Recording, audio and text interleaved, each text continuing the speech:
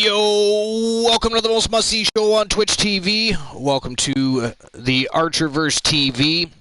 It is Saturday night's main event. It is also episode number 150 here at the TheArcherVerse. DC, how the hell are you here already? See, cool. I told you, I'm pretty sure she lives here. Probably does. It still said 0, and she had already said hello. I haven't even finished my intro. She is already on the scene. It's crazy. Jason Jordan. Anyways, episode 150. 150 episodes we've done here at the TheArcherVerse. Can you believe that? I'm having a hard time fathoming it, but yeah, it's crazy. It is absolutely wild. And it's been such a great time. We've met so many good people. So many awesome people support us each and every week, 4 shows a week. I mean, I understand that not everybody's here for all 4 shows, but they are here. They show up. They support the TheArcherVerse. We have 40, well, we're soon to have 40 streamers with characters. I mean, how much more supportive can that be? I mean, that is completely interactive with the TheArcherVerse. They're watching their own characters progress through careers, win championships, join alliances and factions. It's such a great time. So tonight we celebrate 150 episodes, and we have a pretty smoking hot 6-card match. 4 of those matches are championship matches simply because it is a special edition of the TheArcherVerse. It is the number 4 of the post-draft shows to kick off the new era here at the TheArcherVerse, and it's been a great time. It's been pretty awesome to see all these new, fresh matches. You can already tell there's rivalries and feuds getting ready to brew. It's going to be an epic time. Don't forget tomorrow night.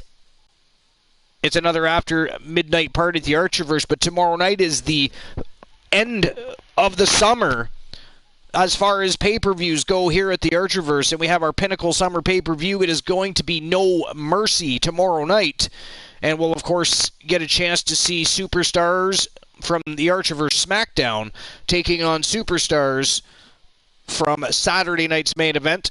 So it's going to be a good time. It's going to be a culmination of the last few weeks of matches and storylines and driving feuds forward. It's going to be an absolute blast. And, of course, it's the first pay-per-view of the new era. It's the first pay-per-view since the brands were split. Now it legitimately is the TheArcherVerse versus the Universe. That's exactly what we were working towards.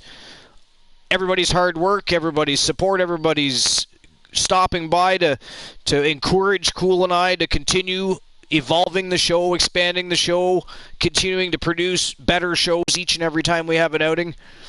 It's epic. And again, tonight we celebrate 150 episodes. Of course, we're going to get things started right now. It's going to be our kickoff match for Saturday night's main event. We're going to have the Usos taking on American Alpha, Chad Gable, and Jason Jordan. And personally, I think this is going to be one hell of a fun matchup, Cool. Oh, yeah. Most definitely. Let's see who's the better team. Well, I mean, I'll be honest, I love the Usos. I've always loved the Usos. I think they're easily top 10 tag teams on the planet right now. Maybe even top 5. They can go, man. They have gas tanks forever.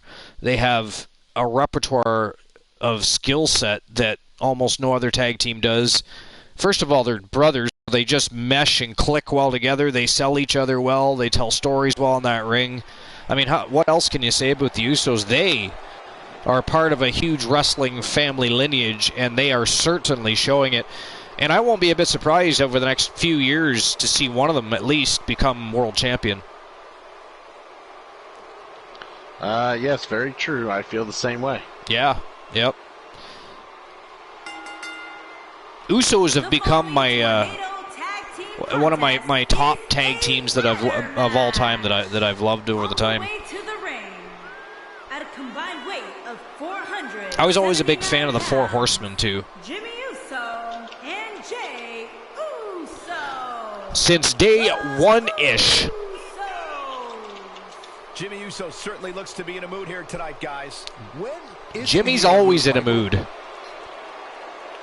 I mean, when is Jimmy not in a mood? Explain that one to me. That's a little disturbing. When is Jimmy never in the mood? Yeah, he's like never in a good mood, ever.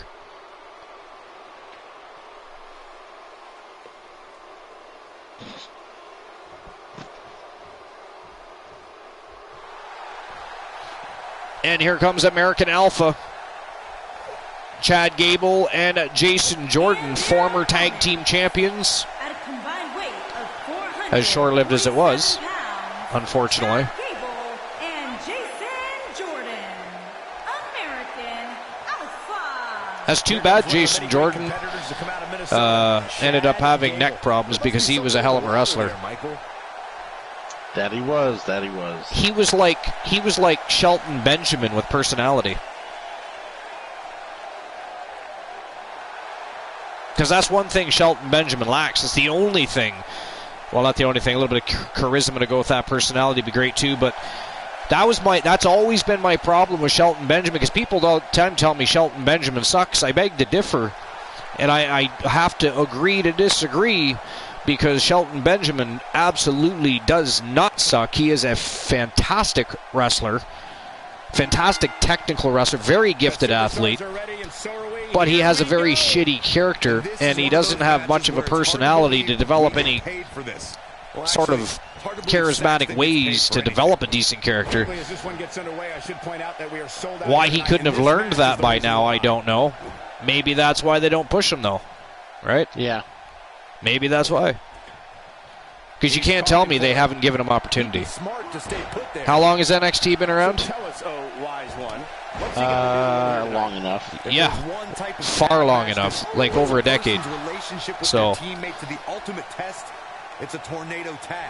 he's a gatekeeper now. But no, and someone else all at the same time. I'm okay if people don't like Shelton Benjamin, but to tell him he sucks is silly. That's just ignorance. Yeah. I think we need to just wait and see what happens. Like, for instance, I'm not a big fan of John Cena, I'll be honest. His character. I used to like it. Like, when he was the Doctor of Thugonomics and all that shit, man, he was badass. He was bad. Bad to the bone, that boy. But then he turned all PG, and of course is what he holds the record, I think, for Make-A-Wish Foundation visits out of any superstar on the planet or something like that. Even Hulk Hogan tried to bait him. Even Hulk Hogan said if there was a time, and if he wants to rejuvenate his career, which he never really has, sure, he got a pop when he came back, etc., but he hasn't rejuvenated his career. He hasn't had that much of anything that you would consider I don't know, epic, I suppose, in quite a few years. But a heel turn. A heel turn, not only would that shock everybody, but it would, people would eat that shit up. John Cena would, oh yeah, he'd be reborn. But he just won't pull the trigger on it. He wants to, I mean, to be fair, Bret the Hitman Hart didn't like being heel either, although he did, at least he did it a couple times. But majority of Bret Hart's career he was a superhero. But he had the talent to continue that sort of thing. You know, John Cena is not Bret the Hitman Hart, regardless of his 16 championships.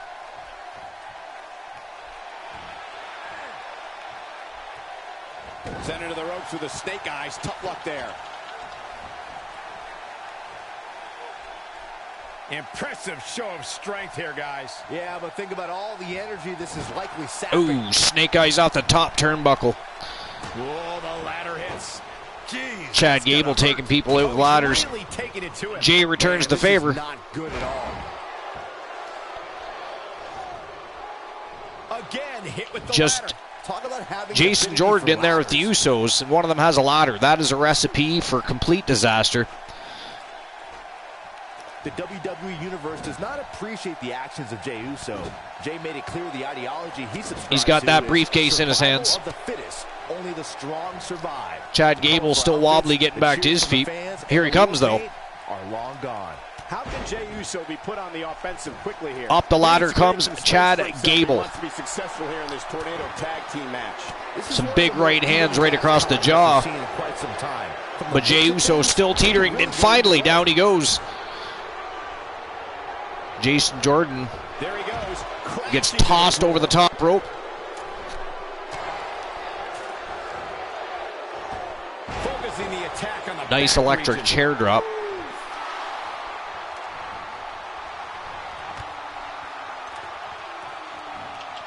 Not where he wants to be right now.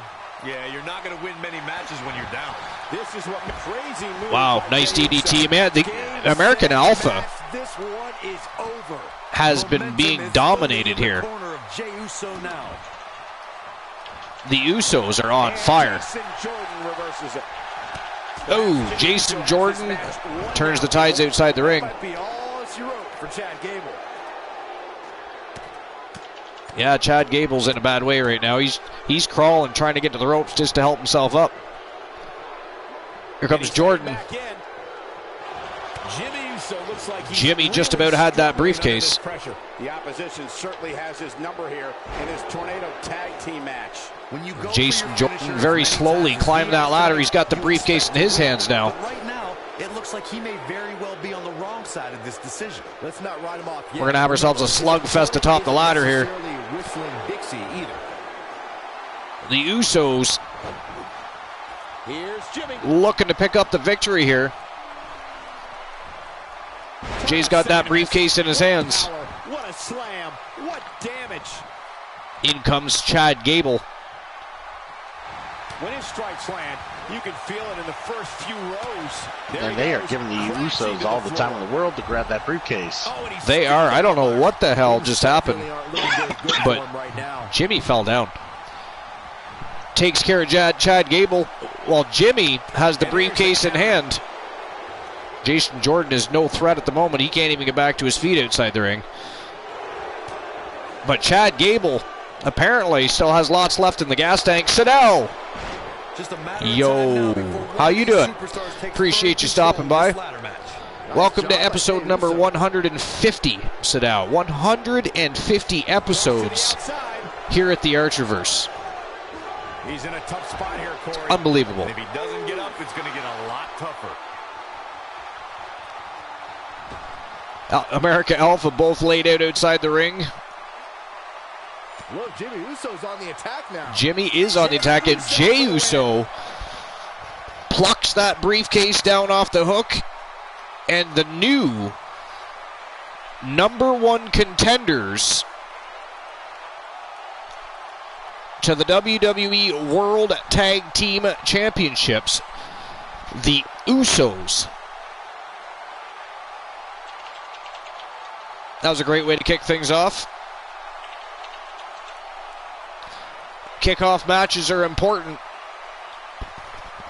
I mean, it sets the tone for the night. It sets a bar, and everybody has to rise above that bar. Are your winners, Jimmy Uso and Jey. And that was a hell of a match, at least on the side of the Usos, because let's be honest, they just pretty much dominated American Alpha, These two here tonight. bullied them, and battered them until they finally became the number one contenders. So they will now go to Monday night and on Raw is War face the champions for the tag team titles. So that's something to look forward to for Monday night. Don't forget tomorrow night, however, is No Mercy. It is the pinnacle pay-per-view to end the summer. And again, we're going to see superstars from the Archerverse SmackDown taking on superstars from Saturday night's main event. It is going to be an epic time, so make sure you're there. It's going to be a celebration. It's going to be a culmination of weeks of storytelling and feuding and matchups and an awesome time each and every time we had an outing, by the way. But it is the pinnacle pay-per-view. And then, of course, we move closer to the Halloween time of year, And of course, the Archerverse has decided to bring back an epic Halloween pay-per-view. We are going to have Halloween Havoc.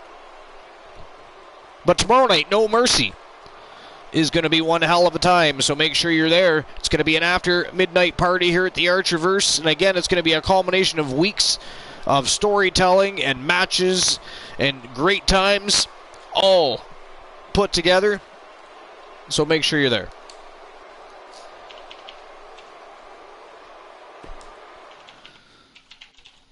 Jimmy and Jey Uso, Christian.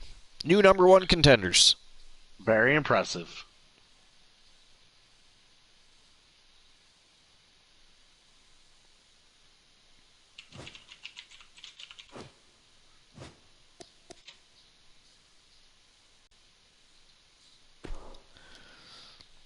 All right.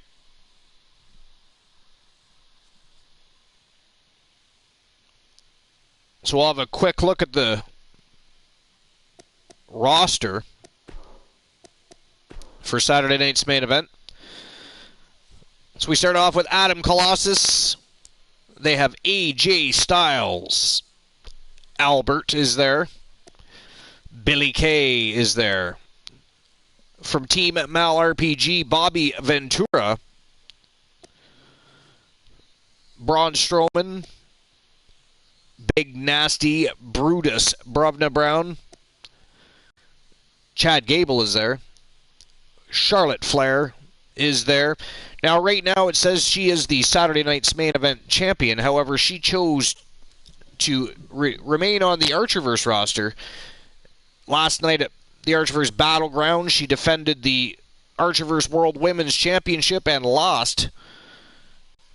But she vacated this title, so she is no longer the champion. We are going to crown a brand new Saturday night's main event champion tonight. Nice. It is wonderful. We have Kurt Hawkins on Saturday night's main event. Daniel Bryan, Big Daddy Cool Diesel. We have Ember Moon. Emma. Epico Cologne. Grand Metalik. Greg the Hammer Valentine. Jacqueline. We have Jason Jordan. The Soul Man Jay Simmons. We just saw them against American Alpha. Jey Uso. And there is Jimmy Uso. Jinder Mahal. Apparently he wants to go after the WWE Pure Wrestling Championship. Good to know. We have Johnny Braddock. I'll take on anyone, he says. Y'all see that, right? Oh, I see it. It says, I'll take on anyone. Anyone. Johnny Gargano. The Nightmare. Joseph Woods is, of course, the WWE World Heavyweight Champion. Kalisto. Perfect 10, Karen Rhodes. Her goal is to win the women's title. Go after the Saturday night's main event championship. The Wanderer, Kyle Brewer. He just wants to show everyone what he's made of. Mark Het win a match with Noam Dar? That poor son of a bitch. I mean, I feel bad for Noam Dar right now. As you should. Noam Dar is a great wrestler, but that is Mark freaking Henry. I mean, if he just tripped and fell on Noam Dar's having a bad day. You know what I mean? That's a terrible matchup. I'm not booking that matchup because I like Noam Dar. You know, he doesn't need to be getting injured. Mickey James. We have Natalia from the Hart Foundation. Nia Jax. The OG Kurt Jordan. Why is Natalia on Saturday Night Main Event?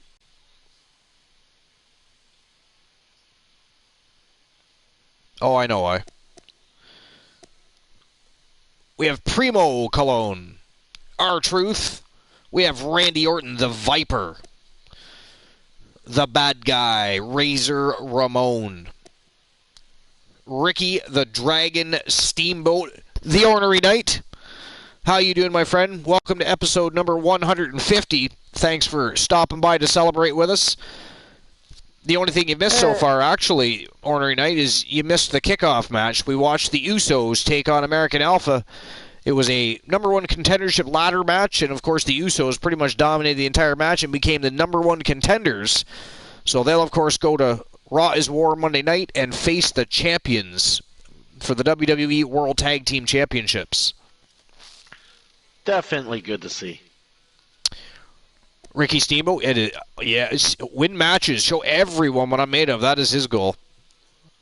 I think a few people seem to have that goal. Great minds think alike, they say. His goal, Roderick Strong, his goal is to beat my enemy, win a match with Alexander Wolf. Actually, that'd be a good match, Alexander Wolf and Roderick Strong. I'd be down with that. Sasha Banks. Shawn Michaels, HBK. Stone Cold Steve Austin.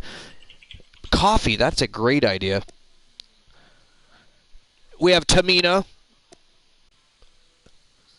We have Ciampa. We have, or Tommaso, depending on what you call him. Some people use both his names. It's too fucking long. Triple H. We have Typhus Tyson. And that is the brand new roster here at Saturday night's main event, as laid out and issued by Team Christian Cool during the draft. And again, if you weren't there for the draft, you should go back and watch the VODs. 2 epic nights of superstars changing shows and joining new brands. It was a great time, lots of great people, great conversations. We had some wild card matches. It was a lot of fun. And here we are, just a few short shows later, episode 150. 150. Bromer, 150.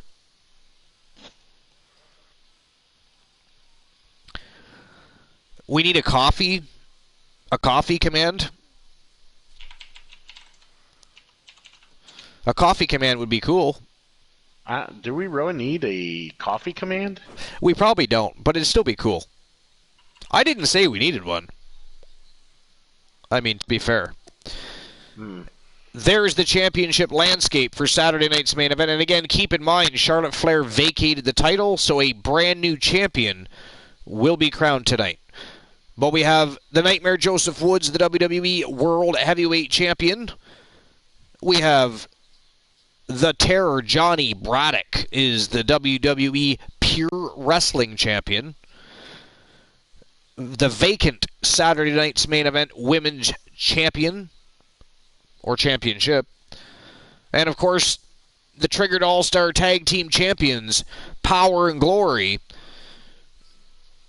Big Nasty, Brutus Bruvna Brown, the OG Kurt Jordan, and of course the Soul Man Jay Simmons. That is the championship landscape. Now it's time to get on with 150. Or episode CL, depending on how you want to look at it. Either way, it is go time. We have 6 matches, 4 championship matches. It is the Force. It is the Force. It's like Star Wars up in this motherfucker tonight. It is the 4th post-draft show here at the Archerverse. And again, tomorrow night, episode 151, No Mercy, the final pay-per-view of the summer. Saturday night's main event, taking on the Archerverse SmackDown. It is going to be badass, so don't miss it. After midnight party here at the Archerverse. But let's continue on with our celebration for 150 episodes tonight. Christian Cool's doing a 96-hour stream tomorrow, naked, with ass beads and whipped cream. Free advertising, everybody. That's only partially true. I don't think he's using ass beads, but he's using whipped cream, and he can do weird things with cherries and his pectoral muscles. It's kind of fun to watch. So it's going to be excellent. Strangely, they look like B-cup tits, but hey, who's really? Yeah, who cares? It's an epic trick. Very enjoyable. Anyways, on with the show. We got Johnny Gargano The man that has fought the Wanderer, by the way, on 2 separate occasions, won a match, lost a match.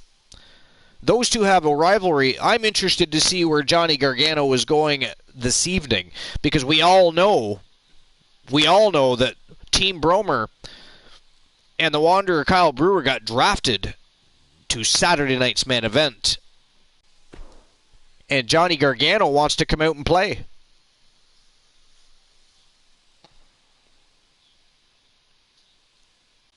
I mean, I'm down to watch Johnny Gargano play, especially if it's going to be another matchup with the Wanderer. Oh, hell yeah. Bromer says friendly rivalry. It's purely competitive.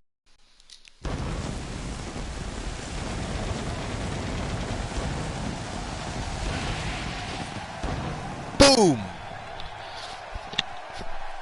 A pleasure to have you along for the ride, ladies and gentlemen. We're ready to kick things off, as you can tell by the sound of the crowd around me. We got a WWE lineup for the ages. Tokyo, Japan tonight, ladies and gentlemen.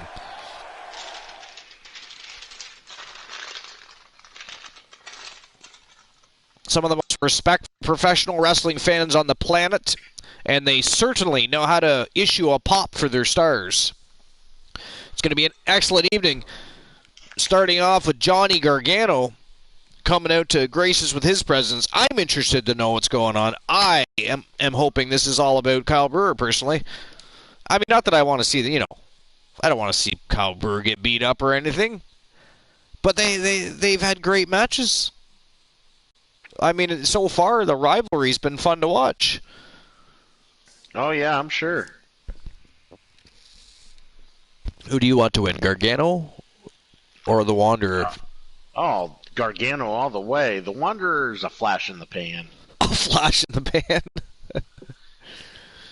Did you hear that, Team Bromer?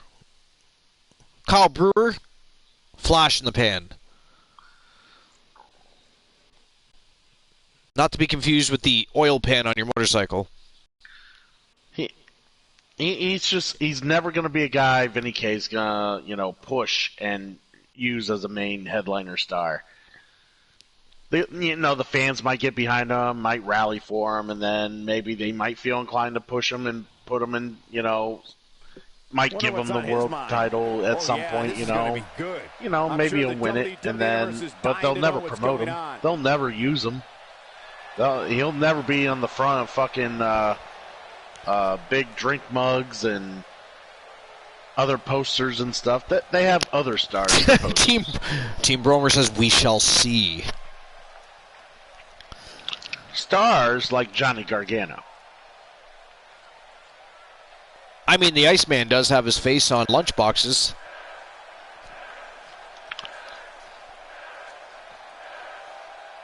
Wow. Those lunchboxes also come with some of the most corniest messages you've ever seen on a lunchbox. But the thermos is pretty neat. The fans are Iceman knows how to keep your shit cool. And the Iceman Christian Hart slippers, they're nice and fuzzy and warm.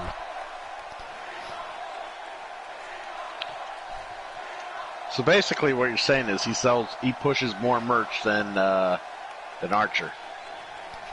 Archer does not have slippers, no.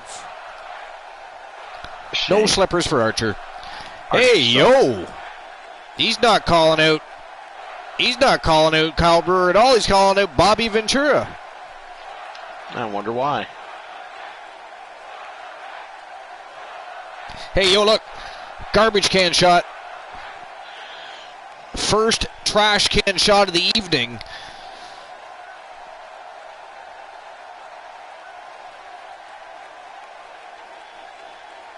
He really loves that mic. And from Team Mal RPG, let's listen in as he addresses. He is the Archangel Bobby Ventura, and he very quickly came out to answer the call of Johnny Gargano, a.k.a. Johnny Wrestling.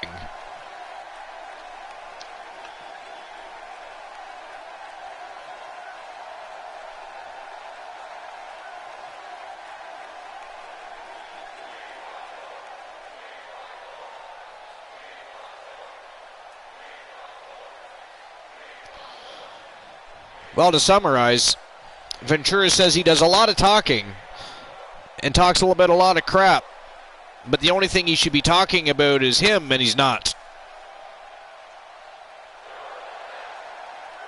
So apparently,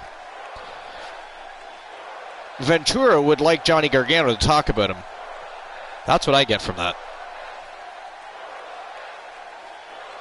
Sounds about right. See, even Gargano's confused. I mean, how could he not be? Very well put.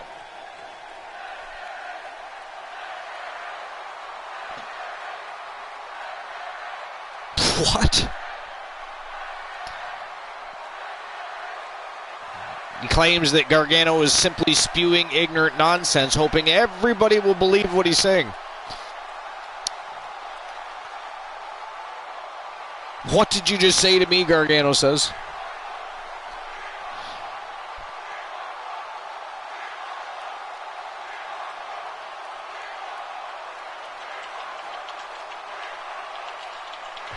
Well, Gargano's just kind of throwing a temper tantrum here now. That was just sad. Oh yeah, he's being a little whiny about it.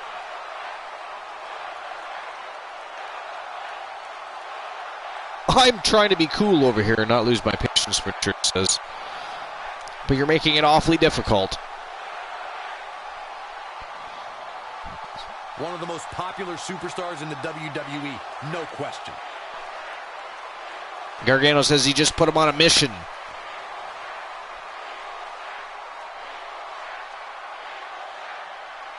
His new mission is to do whatever it takes to bring down Bobby Ventura.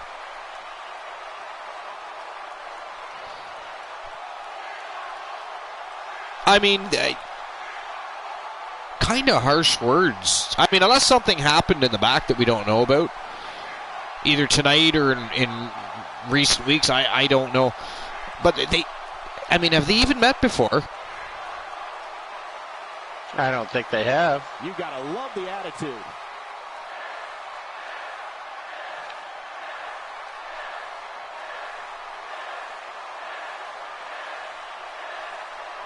I've got a razor's edge that can cut through the toughest. What? Say what now?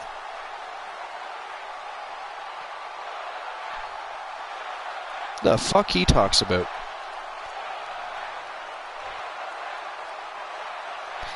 This promo segment's hurting my head.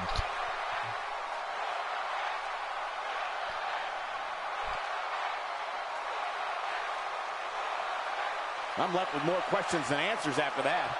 I'm glad I'm not the only one who's confused.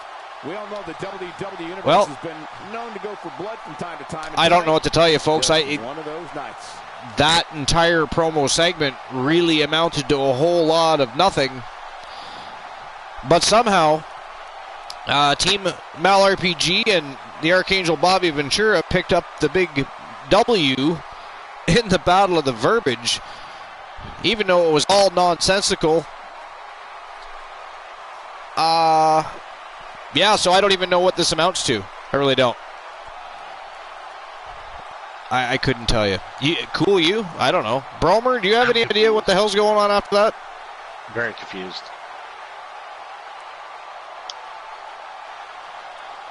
I know, I'm confused too. I don't get it. No, right? Like, that was all weird. All very weird. Anyways, we'll move on. On with the show we will go to the first matchup of the night. First of 6. Go time. G-O-T-I-M-E. And it is also celebration time. It is episode number 150. We've waited long the enough. Hundo Fitty. Let's get this thing started. Chaos will reign in our triple threat match next. Well, I guess we're going to see a matchup between Johnny Gargano and Bobby Ventura, but check this out, cool. Greg the Hammer Valentine making his debut. He's going to join the dance. Really? Up next, we're going to see someone defy the odds. It's interesting. Triple threat action. Well, when we were going through the roster, he did say that he was going to do what it takes to show everybody what he was made of. I guess he's starting with Gargano and Ventura. I mean, it's Greg the Hammer Valentine. He can do what he wants.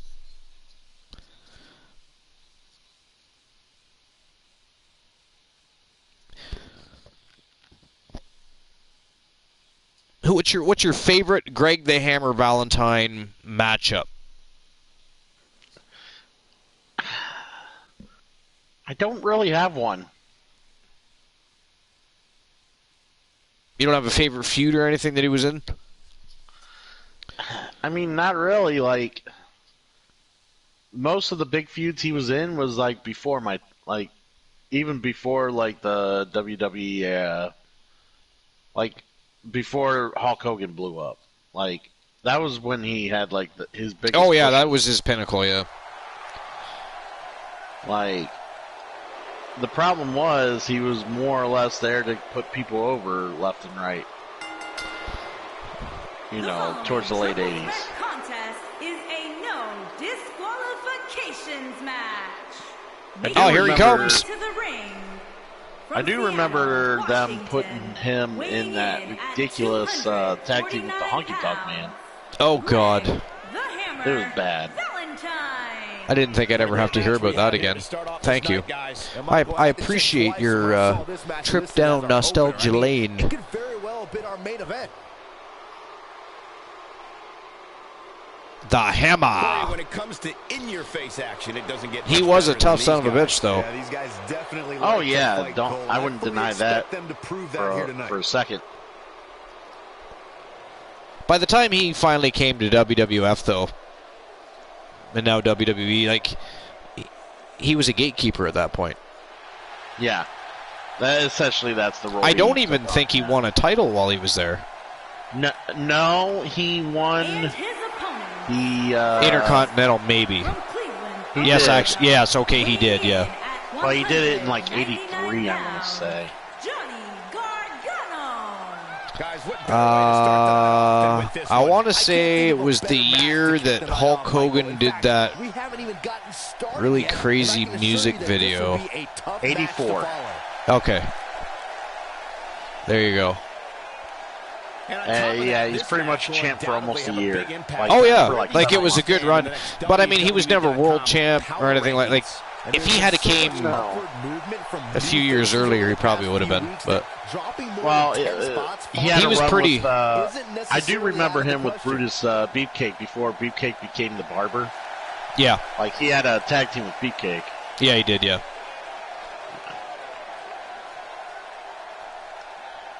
Johnny Gargano, of course, just lost the Battle of the Verbiage to the Archangel, who's about to make his way out to the ring. He's definitely a man of great mystique.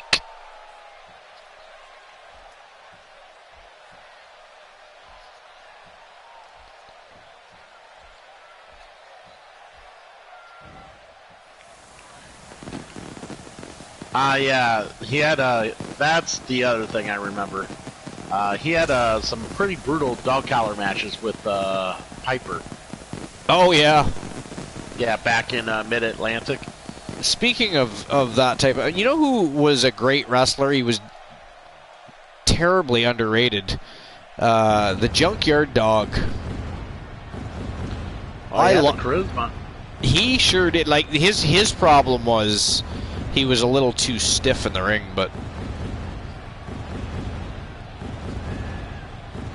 Like, when he did, for instance, when the Junkyard Dog would do something like a suplex, yeah, it just didn't look right. Yo, Seb, how's it going? Welcome to episode number 150, Seb.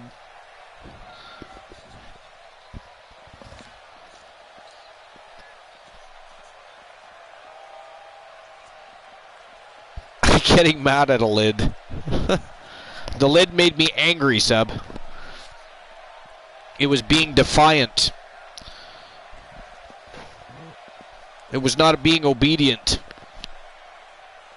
I mean, I don't care if it's an inanimate object, it should listen when spoken to.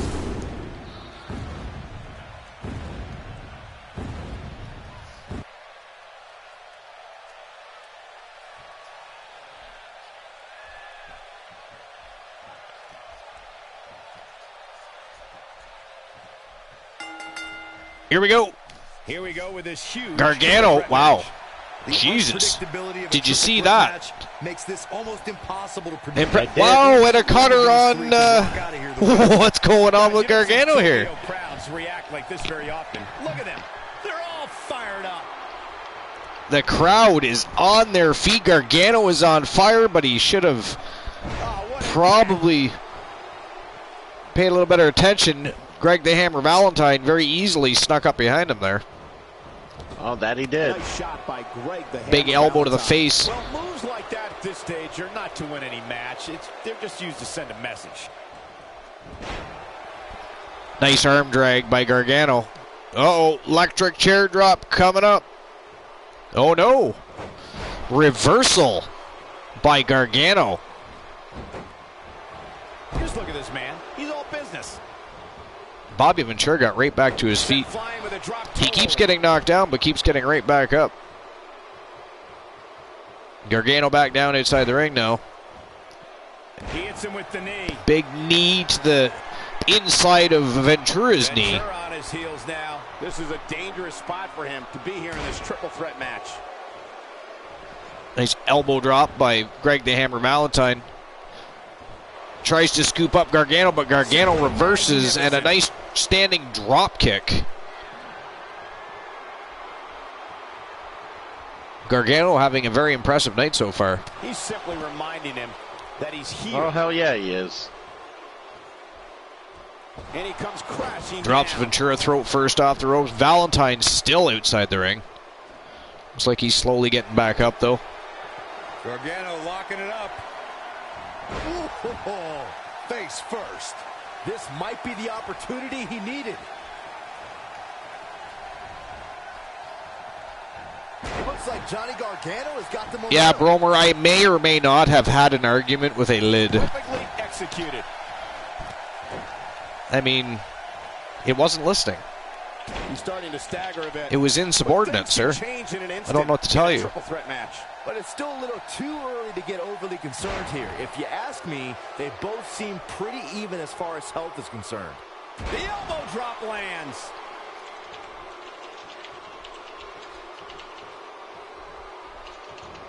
Gargano in a little bit of trouble here finally.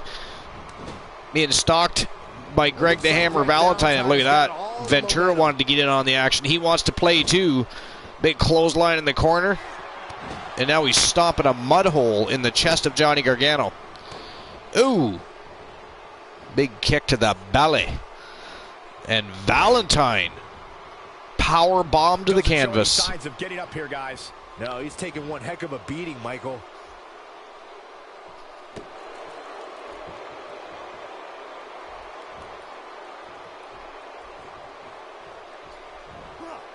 Greg Valentine Wow. starting to fade.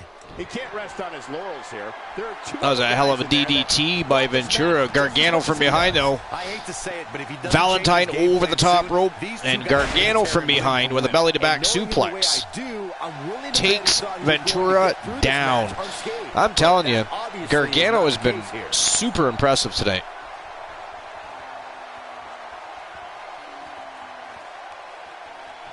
He's got a variation of a crossface locked in here. Everyone for tuning in on this exciting Saturday night. We have plenty of WWE action for your. It was like a crossface and an arm lock. And he breaks up the pinfall. Valentine breaks up the pin. Nice reversal by Greg the Hammer Valentine. Matches when you're down. Unleashing it for the second time now. I think Greg Valentine should celebrate if he wins. Not now.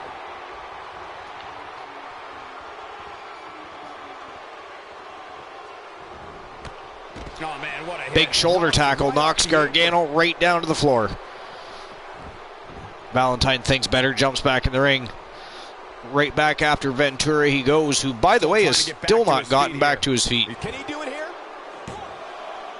Oh man, I thought he had him. And Ventura kicks out at 2. He's in a tough spot here, Corey. And if he doesn't get up, it's going to get a lot tougher. Ventura looking completely hapless. The triple threat match is definitely beginning to test his mettle. He's in awful shape here, guys. But hey, that's what happens when you step in the ring with two of the most dangerous superstars in. Look at this, Gargano with a chair. No, he kicks out at 2.5. Ooh. With all the damage done, you have to wonder. Took out the ref accidentally. Nobody controls the pace of a match. Valentine going after him. The crazy bastard. Inside the ring now. Valentine wasn't scared of that chair one bit. In a hurry. He took an incredible pounding there. Looking to make a comeback. See if he can get it done. He's moving with confidence now, guys. Ain't no stopping Wow. now. Gargano with a a lot of transitions by Gargano, but Valentine back on the attack. That was weird. Ventura gets involved just long enough to let Valentine get the better of Gargano. Look at Greg the Hammer Valentine. Nice back suplex by Valentine. You can't put a price tag on Valentine landing that controlling the perfect ring strike. like He none is other right in now. this match.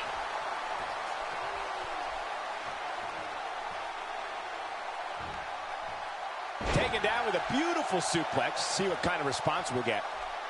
And Byron, he's still down after that one. This could do it. It's over. No, kick out at Ventura 2. kicks out of about 2.5 there. His opponent included. Valentine whipped hard to the corner by Gargano.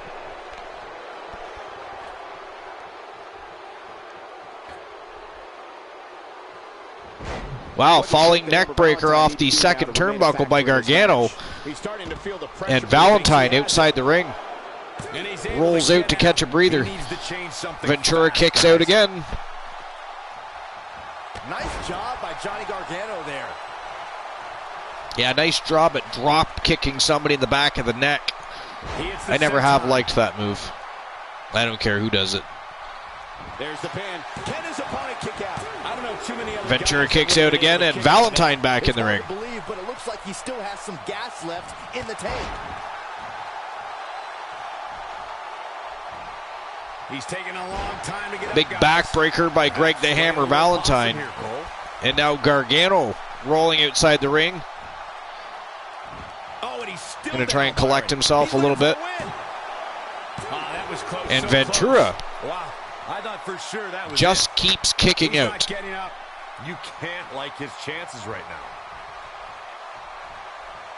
Byron, he may be down for good. That wouldn't surprise me at all. Not after the beating he's taken. Valentine just stood there and stared at him. Wasn't even really sure what to do with him. Look, Ventura kicks out again. How many times has he kicked out now? Is anybody doing a count? No, he's got to get up. I lost count. When this guy's on, look Oh, out. from behind comes Gargano.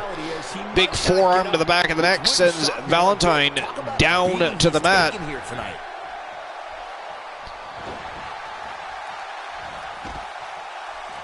He slams Wow. him down with authority. Can he score the pin? And Ventura kicks out again. Ventura just won't die. He won't stay down. Look at that. That's got to be it. That's got to do it. Very few signs of life. But here. he's getting up. Yeah, there's no way he comes back from this. Might as well, boom. Ooh, Jesus, get up from that. Let's see a kick out of that one, Ventura. 3, no, jeez. Wow. Sworn that would be it. Look at the look on his He opponent's kicked out of face, that? Cole. He can't believe it. Oh, and he connects. Damn. There's no reason to lose your footing on a move like that. Come on, toughen up. Valentine Dangerous going territory ape shit here. there. He's in a tough Took spot. out both Gargano and Ventura at the same time. He's looking mighty impressive. And that is it. That is all, ladies and gentlemen. The debut of Greg the Hammer Valentine, a complete success.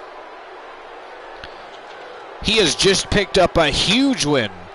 Now, here's the problem in the matchup for the most part when it came to Gargano and Ventura, who have been in a rivalry together. They're at one match apiece. But the problem is Ventura and Gargano got too consumed with each other in that matchup. Greg Valentine was able to get the better of them several times just coming up from behind. You know what I mean? Oh, yeah. There were times where I literally think Gargano and Ventura forgot that Valentine was in that matchup. That is a big win for Greg the Hammer Valentine in his debut here on Saturday Night Main Event. Great way to kick things off.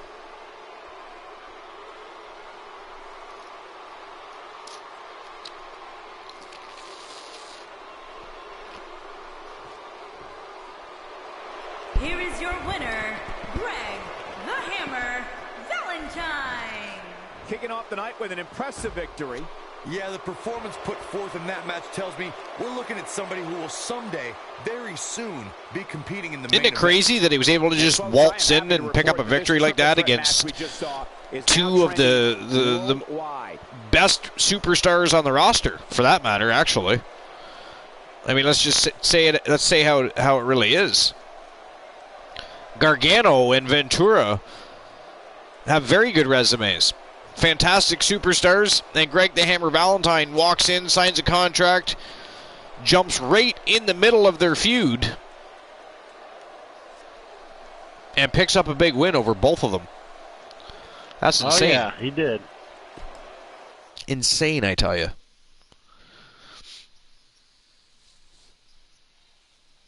And speaking of insane, in a good way, we all love his insanity. He is Stone Cold Steve Austin, and he's coming out to address the audience and tell us what's on his mind, which most of the time is probably pretty scary. We probably don't want to be in that mind knowing exactly what Stone Cold's got going on in there, what's brewing up in his dome. Well, cool, what do you think? What do you think Austin's up to here tonight? It's hard telling. He's always got something on his mind.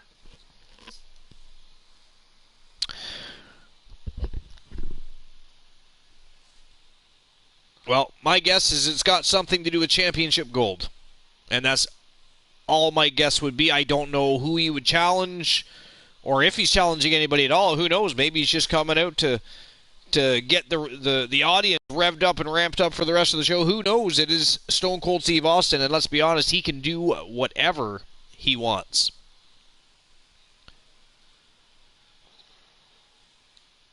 That sounds about right. I mean, I'm not going to tell him what to do. You're not going to tell him what to do? I will not. Listen in as he addresses the I'll take the big fat zero on that one. SJ Comp. Yo, welcome to episode 150, SJ. Thanks for stopping by. Appreciate it. Saturday night's main event. How you doing, dude? How you feeling? We're just pushing towards the second matchup of the night here in a few moments. But first, Stone Cold Steve Austin coming out to grace us with his presence.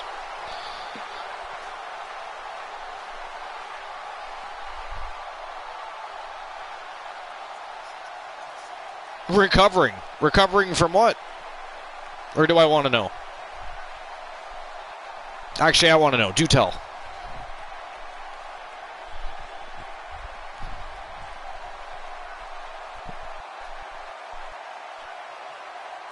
Confidence is good. Arrogance is not. Walking a fine line there. I don't know. I think you have to have a little bit of arrogance in you to even be a professional wrestler. If you want to be successful. I mean, arrogance doesn't always have to be a bad thing. No. You know what I mean? Do you not agree with that? I agree.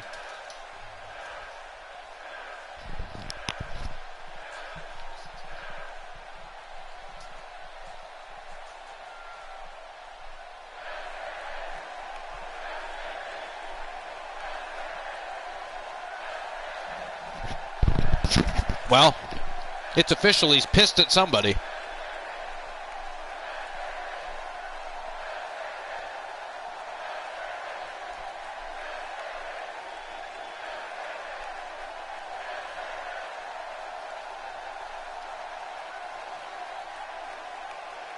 Wow. Cool. Look at that. Look who he's challenging. Oh, boy. Here we go. Oh, boy. The flu? Oh, man, that's rough, dude. Who has the flu? SJ. He hasn't been streaming most of the week because the flu. Bummer. That sucks, my friend. I hope you get better soon. We wish you well, man.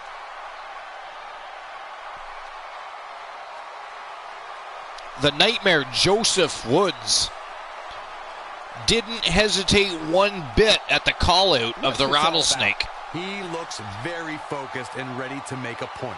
Let's see what he has to say. I hope Stone Cold Steve Austin packed a lunch, because this might be a long evening. I mean, I know Stone Cold is one of the best ever, but he might have just bitten off more than he can chew. It's quite possible. And the Nightmare having no problem letting him know that he might have just made the biggest mistake of his life.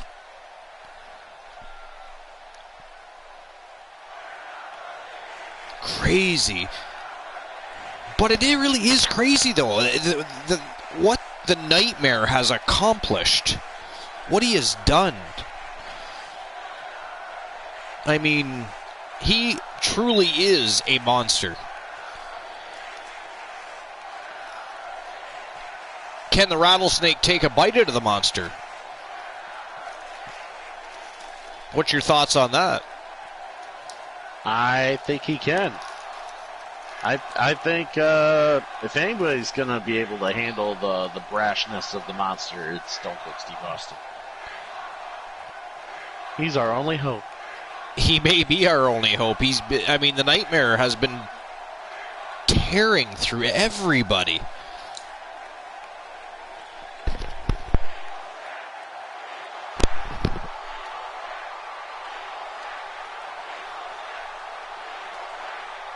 I mean, Undertaker, Kane, Christian Hart. I mean, the list goes on and on. The Nightmare truly is a nightmare.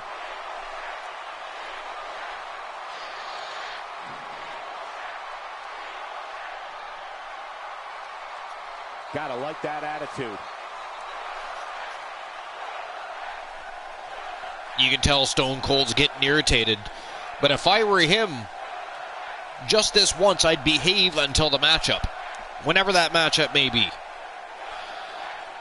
I think a pre-match altercation with the Nightmare, not a good idea. Not a good idea. What do you think, Cool? Oh, it definitely wouldn't be a great idea, no.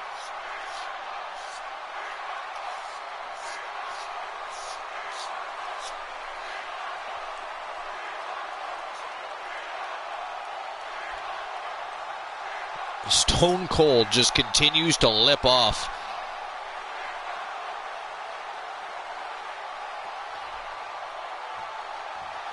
Oh! Clock Stone Cold right in the face.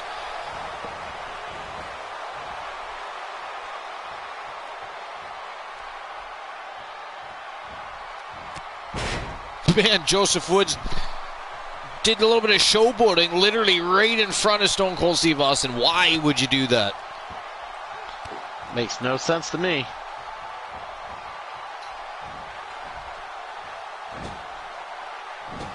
And Stone Cold feeding a new diet to the Nightmare right now. Look at that, right back to his feet. Holy hell.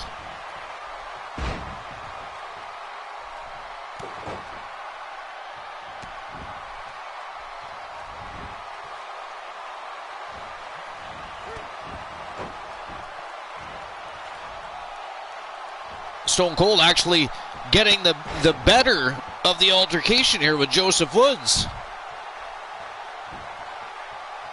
Maybe you're right, Cool.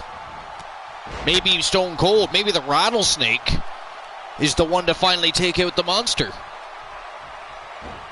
Whoa. Maybe so. Damn, nice shoulder throw.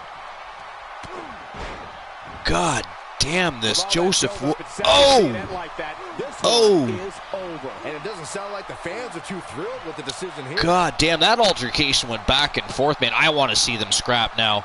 This fight has to go down. No ifs, ands, or buts about it. This fight needs to happen. Like, can we just make that happen? We can't make that happen. Coming up is a form of combat that personifies the concept of every All right, here we man go. for himself. Finally, let's do it. It is our second matchup of the evening. And it is a battle royal. This is actually a traditional battle royal, not an elimination royale. But the way to win this one, to toss your opponent over the top rope, and how that differs from a Royal Rumble is a Royal Rumble, people enter about every 60 to 90 seconds, and only 2 start off. In this one, we're going to have 8 men all starting off at the same time. Their job, to toss each other over the top rope until there's but 1 left. And we're going to see Adam Colossus from Demolition, Daniel Bryan, Typhus Tyson. We have R-Truth, the Viper, Randy Orton. We have the bad guy, Razor Ramon, Braun Strowman, and the Big Boss Man all going to battle. It is go time. Let's go.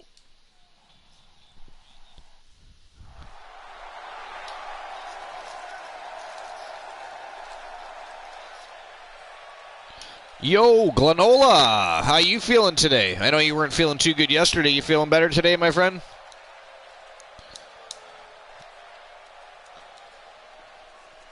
I have to agree with Bromer. Woods is not that big of a deal. Woods is not that big of a deal. Well, I don't know. He's terrorizing, quite literally, the rosters that he shows up on. He just went toe-to-toe with Stone Cold like it was nothing. I mean, has the Wanderer ever beaten Christian Hart? I'm trying to think.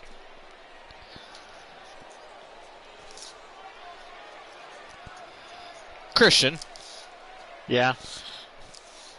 Little stats here from Christian Cool's side of things. Has the Wanderer Kyle Brew ever beaten Christian Hart? Not in universe mode.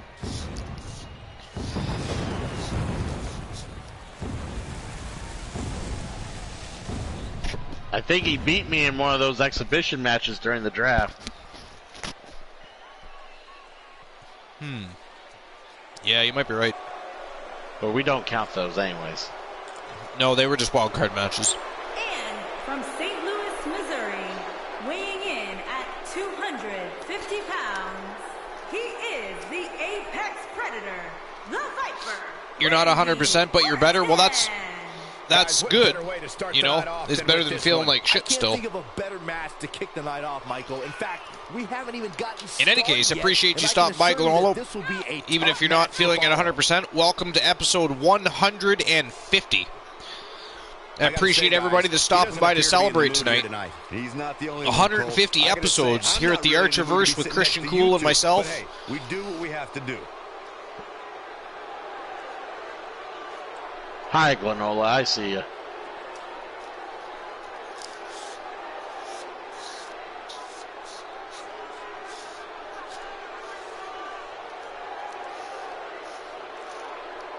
Randy Orton. He's what, a 2-time Royal Rumble winner? What is he? He's 12-time champion. He's won the tag team championships on a few occasions. That dude has a resume that most professional wrestlers would kill to have.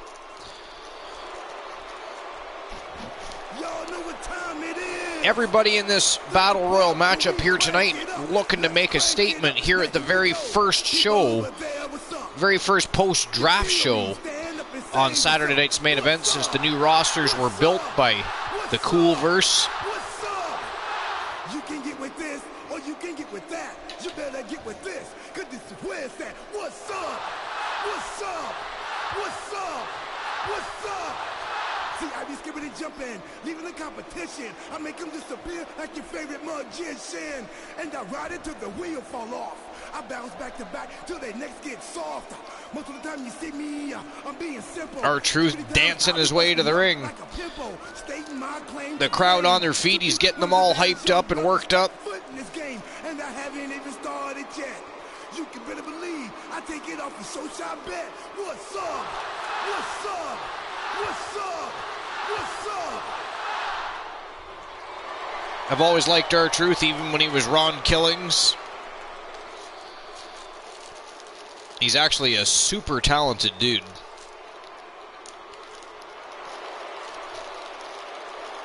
And he's got great wrestling skills to back up that charisma of his, that big personality of his. Miami, Florida, weighing in at 287 pounds, the bad guy, Razor Ramon. Say hello to the bad guy. Here comes none other than Razor Ramon. And I'd say he's definitely oozing machismo right about now. Oozing machismo. Hey, yo. And the good news is that he appears to be coming into tonight with a little extra motivation. Yeah, he's really had a chip on his shoulder as of late. And it Don't seems to have been sing helping it. him. Bring it.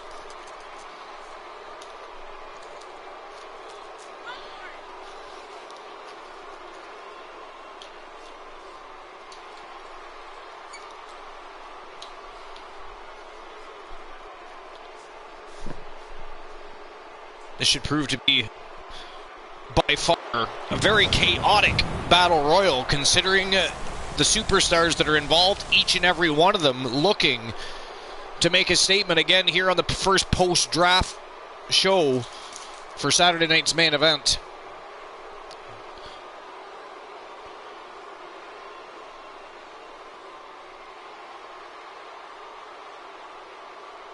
The bad guy, Razor Ramon.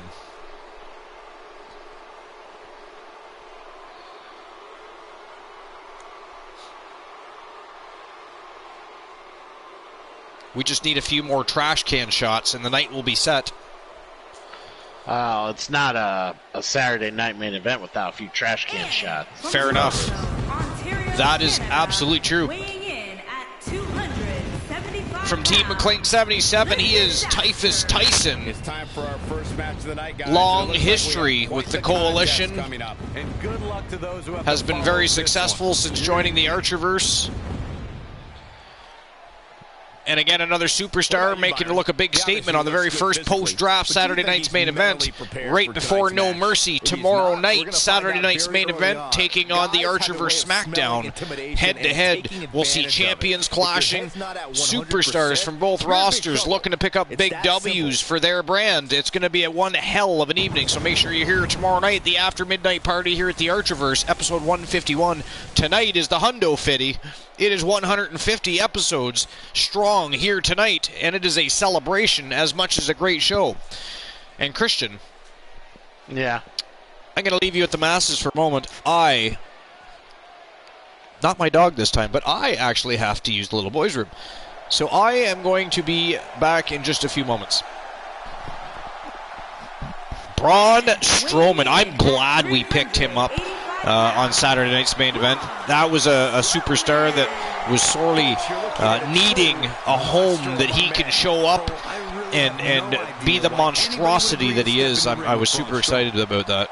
Although I would have liked to have seen him on an Archerverse show, I'll be honest. But whatever. Anyways, Coolio, BRB, enjoy the Army.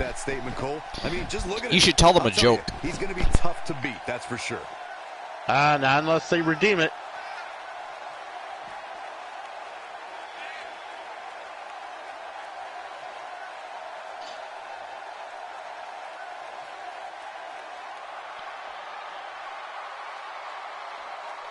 God damn it. All right, Distinct Cone. What kind of joke you want? What do you want me to make a joke about? Just give me a topic.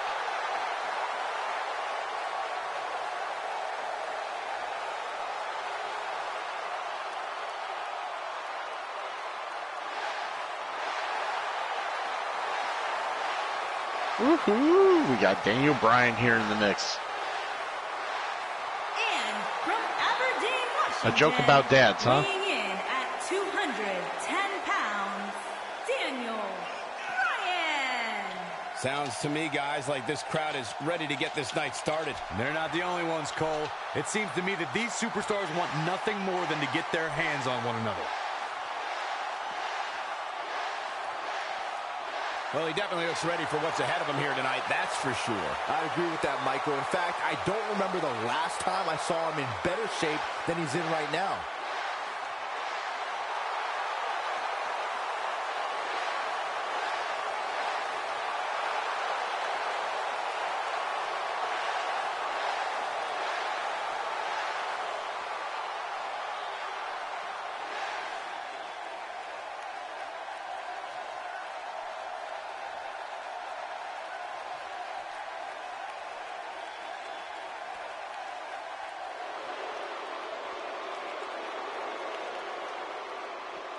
And their opponent, from Cobb County, Georgia, weighing in at 350 pounds, the Big Boss Man.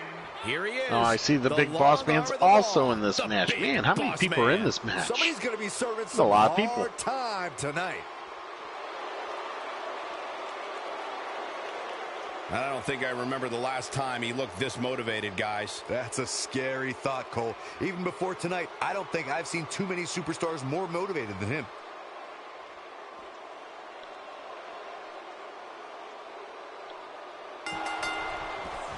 This is it, guys. We're ready to get this match going. And guys, if you want to know the strength of WWE here in Japan, just listen to this Tokyo crowd. I got a joke for you, Cone. What's the fastest way to determine the sex of a chromosome? I have returned. My bladder thanks you for the short bathroom break. And chaos already erupting in the ring. Braun Strowman already down. So the fastest way to determine the sex of a chromosome is to pull down his genes. Get it? Genes! Oh, somebody redeemed a joke, or were you just telling the joke I asked you to tell? It got redeemed. Nice. I wouldn't do it unless they redeemed it. A nasty roundhouse kick. DC. We don't give shit away for free. Redeeming jokes. There with a good shot. Adam Kloss is taking a bit of a nap over there, it looks like. Big Boss Man looking to take him out of the match.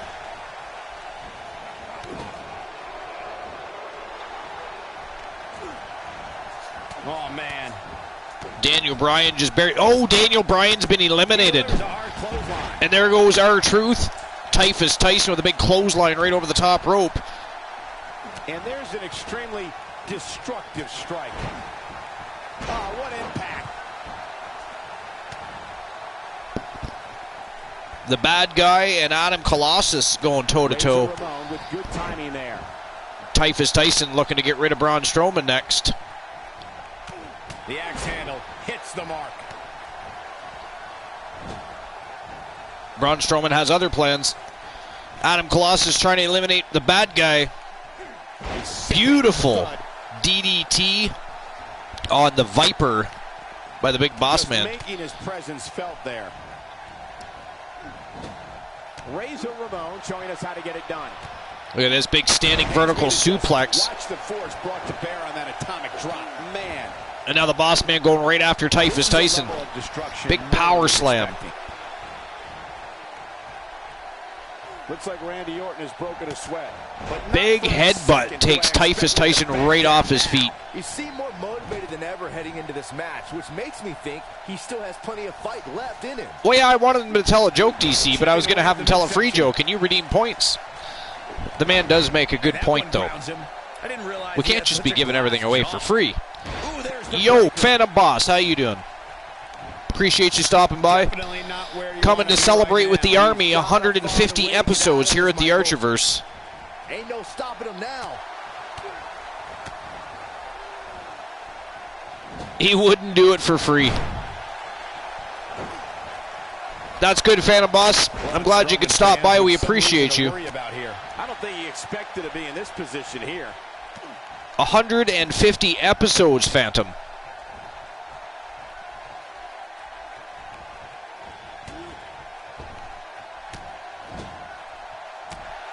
And a whole lot of chaos going on in the ring still. Big Boss Man taken out of action by Adam Colossus. Quite like this guy. That move at this juncture of the match makes the intention unmistakable to belittle. He's making a statement here. Look at this, the Viper and Razor Ramon trying to get rid of Typhus Tyson. Oh, but he hangs onto that bottom rope. They're still trying to get him out, though. Braun Strowman is a force within the ring. Wow, Tyson fights back. That was a huge power slam on Razor Ramon. Yo, AMC. Thank you, AMC. Cool, and I appreciate that. Next time. Not even close. Jeez, that was embarrassing. I mean, we don't make too big of a deal about our Look out. milestones, but it is pretty cool that we've had 150 episodes. Whoa. Randy Orton doing some sort of levitation stunt there. That was wild. Crazy. What was that? Yeah, exactly, Bromer. What was that? And now he goes for it a second It time. is pretty cool, AMC. I mean, 150. He doesn't want to let this match get out of control, guys. And each and every show just kept getting better and better. And of course, the entire army being the driving force behind the... Whoa! God damn, Typhus Tyson launched Randy Orton over that rope. I mean, does he need medical attention? Did y'all see that? Somebody should clip that. That was savage. And at this point, you have to wonder if he can recover from this. The question is now, Indeed it does he was. have enough energy left to Absolutely execute his victory for a savage. second time? He's taken quite a beating so far here tonight. Oh, yeah, here's Razor Ramon. Typhus Tyson has his hands full with Razor Ramon, though, at the moment. And Adam Colossus Oh, and he reverses it. trying to make a comeback. Razor pushes him off, though. Uh-oh, this doesn't look But good. Colossus goes on the attack again, People end up getting hurt. attempting to get rid of the bad guy who has fought a tough, hard match. He's bleeding all over the place. Questioning how this superstar got such a favorable spot in this week's power rankings, but not to me. Seems perfectly logical. Few Wow. superstars are as dominant as this guy. For whatever reason, Tyson launched himself across the ring. Big snapmare takedown. Strowman. This is not going to be good at all. All just to get caught by Braun Strowman. Slamming into the mat. And he got slammed and almost made part of the mat there. I've ever seen him in.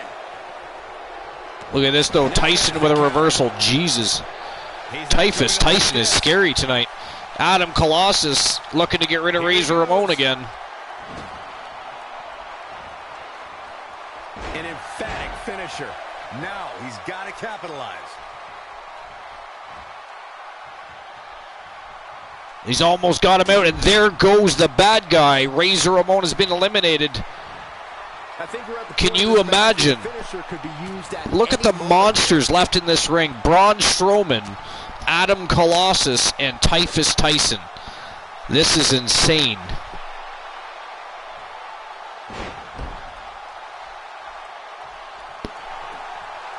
I don't know, guys. I really Bromer, is that the clip of Orton being like launched over the rope? This one's over. That's how you put an exclamation point on the end of a match, guys.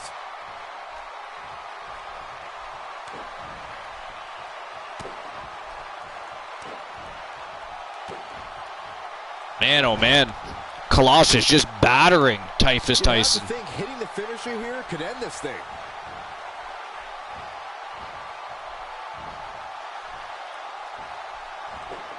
Wow, reversal by Tyson. He's sending a message to the entire WWE locker room here. Braun Strowman finally back to his feet. Ways, Corey, and almost none of them are good. And now Tyson looking to get rid of Colossus.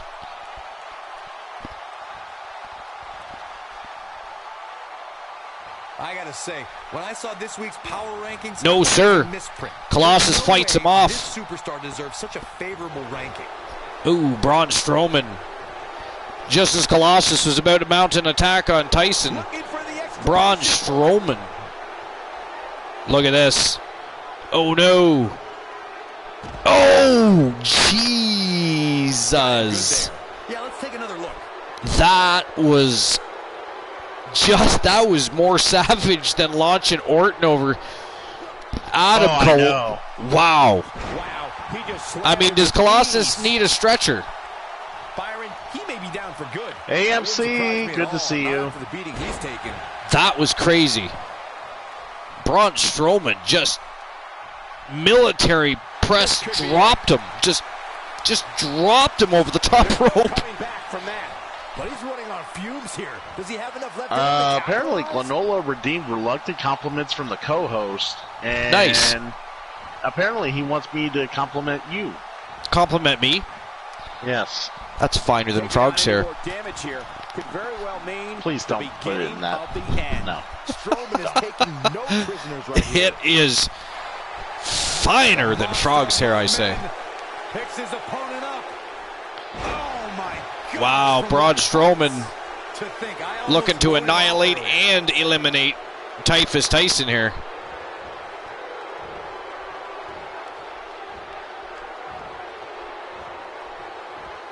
I think we're at the so you got anything else to say to me, or should I just start kissing your ass now? Well, it's right at the end of the match. I mean, does it have to be now? Someone might bitch, but nah, we can wait. And there goes Broman. Typhus Tyson is your winner. Wow. This one's over. That is a big win for Typhus Tyson.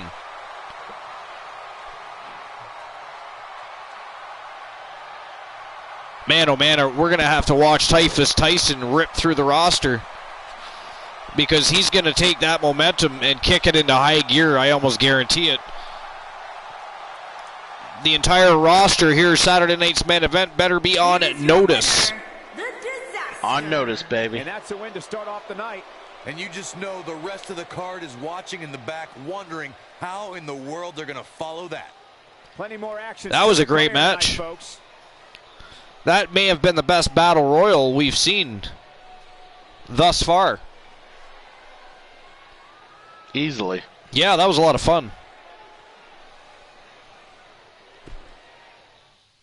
All right, let's see what's next.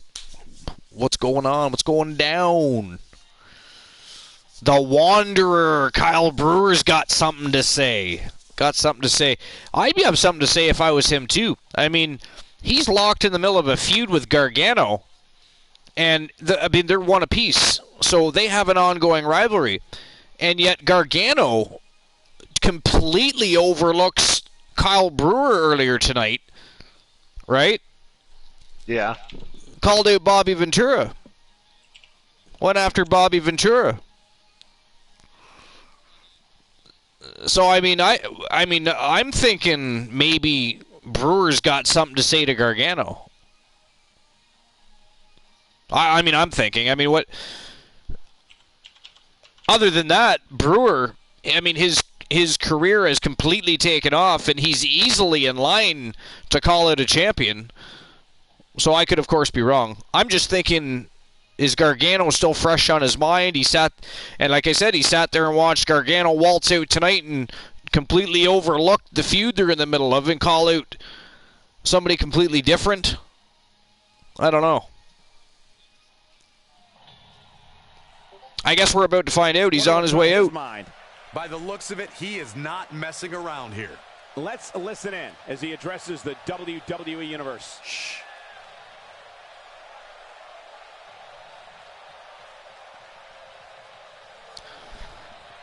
The Wanderer, Kyle Brewer from Team Bromer, out to spit on the microphone. Tell us what's on his mind. Words, guys. Someone's trying to put your boy in a bad mood, he says. Someone's looking to get him riled up. Do you think Kyle Brewer looks a little bit like Elias? A little bit.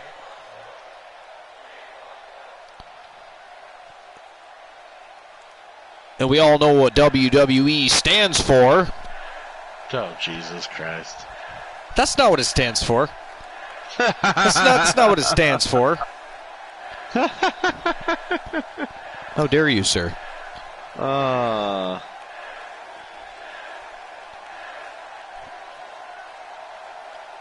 Definitely a fan favorite. Johnny Broddick. And he must be really pissed at Johnny Broddick for some purpose. Look, his name is so nice, he said it twice. He said it twice, Christian Cool. He is very upset at Johnny Broddick. What did Johnny Broddick do? What the hell did we miss? Where is Mr. T? Bromer, what is happening between Team Bromer and Team the Turret Man? Not the first time and probably not the last time we'll hear from him. He ain't messing around. He's not going to keep us waiting, so let's find out. Summon the Turret Man. It must be done.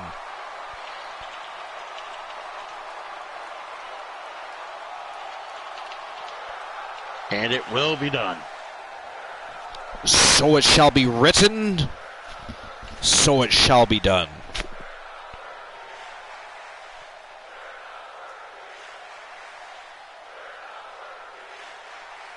Johnny Broddick took 2 seconds to thank the universe for the reception they gave him. I mean, he's just looking to further piss off Kyle Brewer here.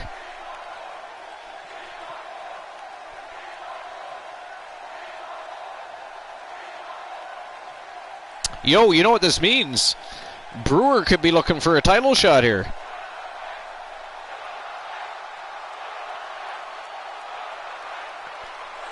I mean, let's not forget, Team the Turret Man vacated the ArcherVerse Global Tag Team Championships and decided to jump ship to the universe, join Vinny K and his cronies.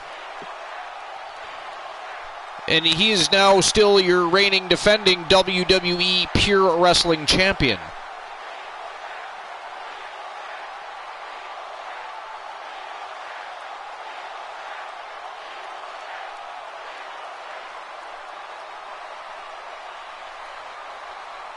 And I mean, Team Bromer and Kyle Brewer have been on a roll, so nothing would prevent this from... I mean, the powers that be are not going to turn this opportunity down.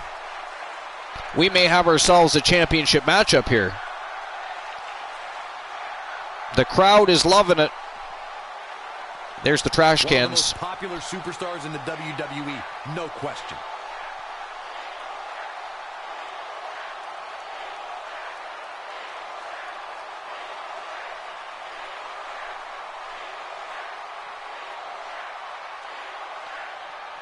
And again, the video production of Saturday night's main event really love the trash cans. They do. I mean, they could at least decorate them. I mean, if they're going to be obsessed with showing them, then having them on the show like they're, you know, they're superstars themselves, at least decorate them. Put a logo on them, put a superstar's face on them, whatever. Something.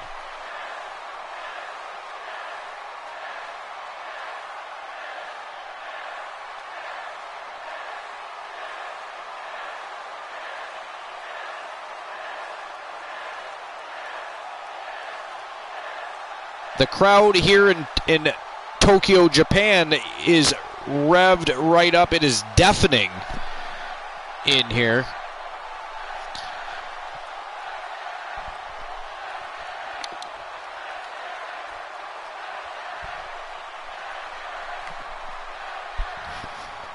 You know, these guys have been talking for a long time. Oh, yeah, they have. If that doesn't get you fired up, I don't know what will. Wow, Kyle Brewer picks up the big W in the Battle of the Verbiage.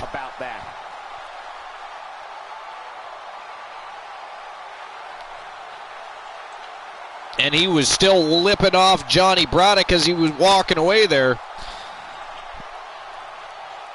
Things between Braddock and Brewer, I think, are going to get ugly later. Well, he may not be known for his verbiage, but tonight he is known for his verbiage.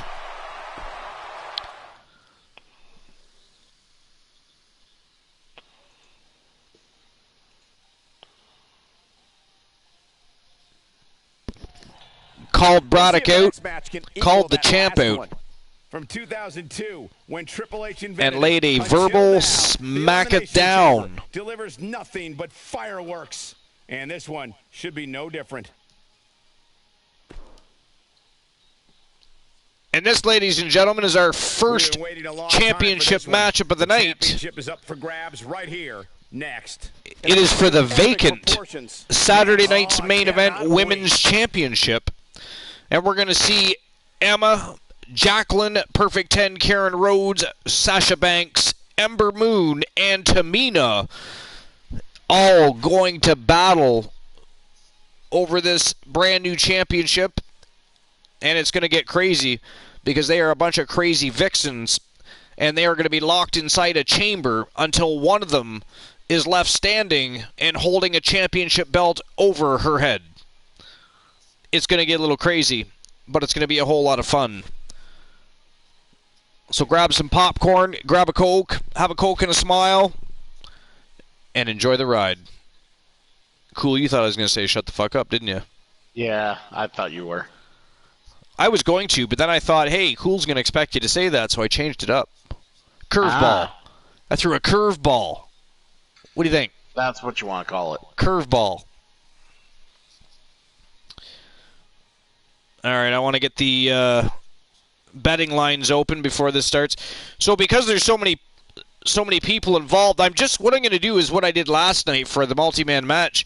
I'm going to pick who I think is going to win this match, who I believe will become the brand new Saturday night's main event women's champion, and you guys can bet against me.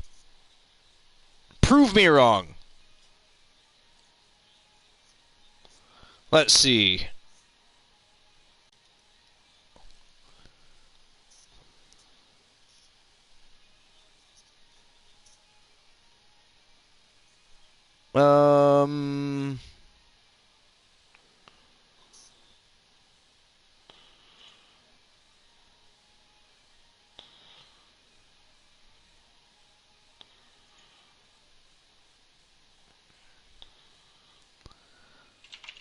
All right, you know what? I'm going to pick Ember Moon. Ember Moon is a fantastic women's wrestler. Well, they're all fantastic women's wrestlers, but so will Ember Moon win the championship? Yes or no?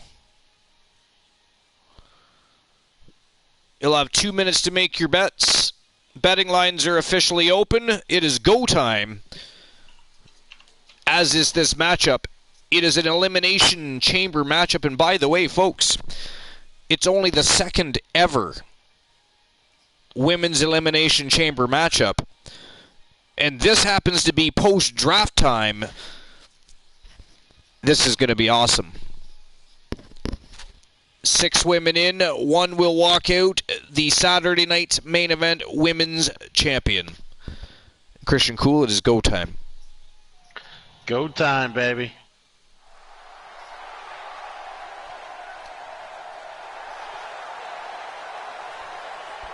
$150 episodes, and this is only the second ever women's elimination chamber match.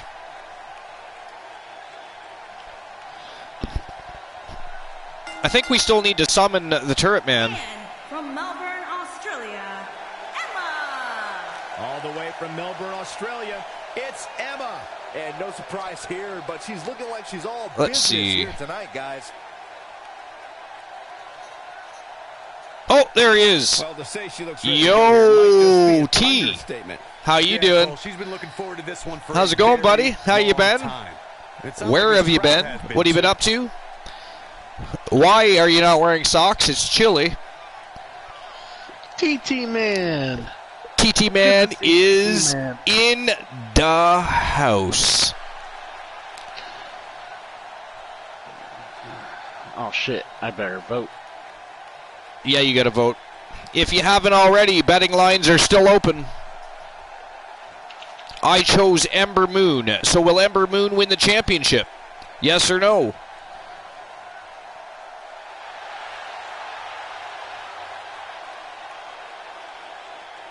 Been working on a few projects. How is everyone here?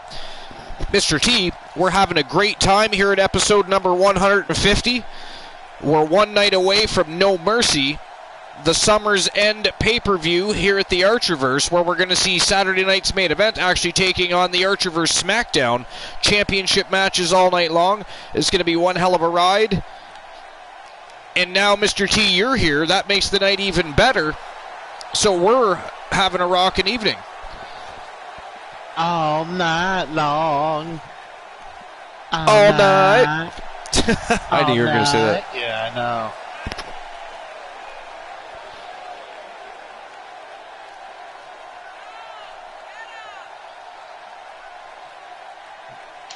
Six crazy Vixens locked in a chamber. I mean, that is a level of insanity that even I would not want to go to. Oh, whatever. They pad the shit out of those anymore.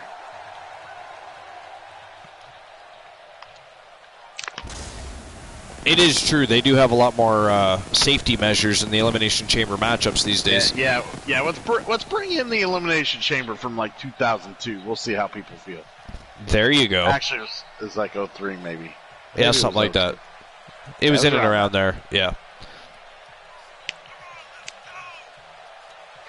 I guarantee you have the girls do a match in one of those. The girls will never work a goddamn chamber match again. No. Absolutely not. Perfect 10, Karen Rhodes.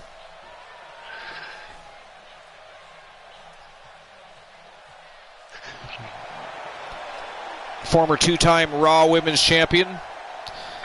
As crazy as she is, she needs to be locked in a cage. They all need to be locked in a cage. They are all crazy vixens. Ooh, Jacqueline. The reason why Vinny K likes chocolate titties. She was a phenomenal wrestler, too. She was She was a two-time women's champion, I believe. Yep. Two-time or three-time? I could be wrong about that, actually. I know she won it a couple times. Yeah. Her one reign as champion was quite lengthy, actually. I mean, as far as reigns in the women's division went. Well, also, it was around one of those times where they really didn't give two fucks about the women's title anyways. That is true. She hardly... I mean, yeah, she held it for a while, but she hardly defended it. By the way, Mr. T, you've missed a few trash can shots already. I mean, what would Saturday night's main event be without the epic trash can shots, right? Exactly. Cool and I were talking, and we think they should at least decorate the trash cans, whether it be with a logo or a superstar's face or an advertisement. I don't care. I mean, they make us watch trash cans at least, 2 or 3 times a match. Yeah, at least put some interactive emotes or something on those trash cans. Come on. Mr. T says that would be amazing. Bromer says Christian Hart. My face does not need to be on the fucking trash can. Oh, Team Bromer. Shots fired toward Team Christian Cool. Here we go.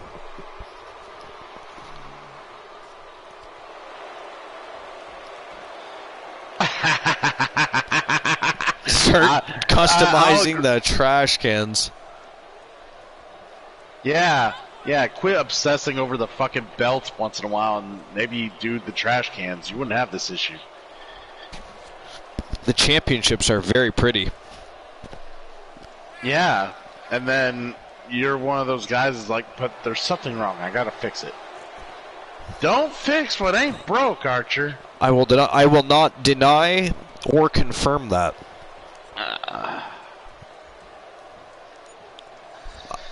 Tamina lost a lot of weight. I feel like you're bullying me. I feel like Tamina's like the smallest she's ever been in her life here. I need a blankie. What the hell was Jacqueline just doing with her arm there? Did you see that? Scary. That was wild. Okay, what is going on?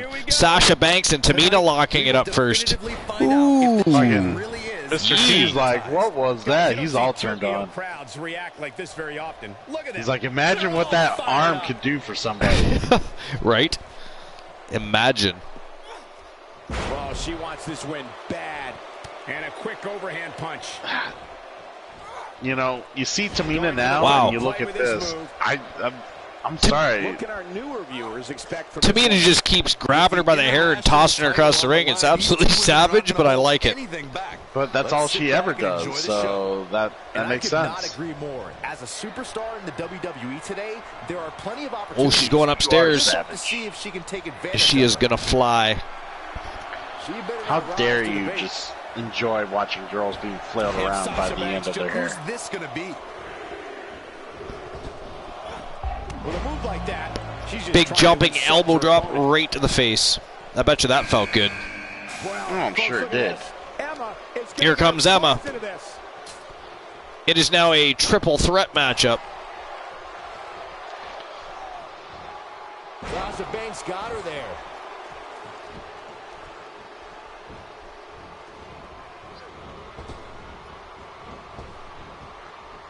Tamina goes right back after Sasha. And Emma, she just backs off. She's like, screw this. I'll just let them beat on each other for a moment. Oh, yeah, she wants no part of that. And now she's helping Tamina out. Ooh, but turns on Tamina. Big drop kick.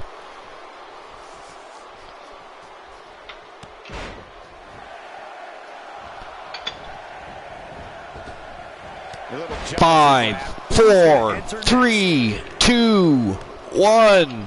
Who's it going to be? Jacqueline. Nope, Karen Rhodes. The back region taking the brunt of the punishment here. What was once 3 has become 4. Sasha Banks is making her presence known. And Karen Rhodes going right after Tamina. Those two, of course, have history. What a slam. What damage. Tamina was one of the first superstars to defeat Karen Rhodes. When Karen Rhodes first started her career, she didn't have such good luck. Oh, this is dangerous right here. She has since, of course, honed her skills and become one of the best women on the roster. Will it be? No, got the shoulder up the very But last. Tamina, of course, handed her one of her first defeats. Karen Rhodes did later avenge that, but they never did have a rubber match, so they meet here in the chamber. And, of course, currently consumed by one another. Oh, no. It's Jacqueline. Exhaustion setting in on William Regal. At this point, you have to wonder if she can recover from this. She's no pushover, though, guys. If she's going down, He say William Regal? Swinging.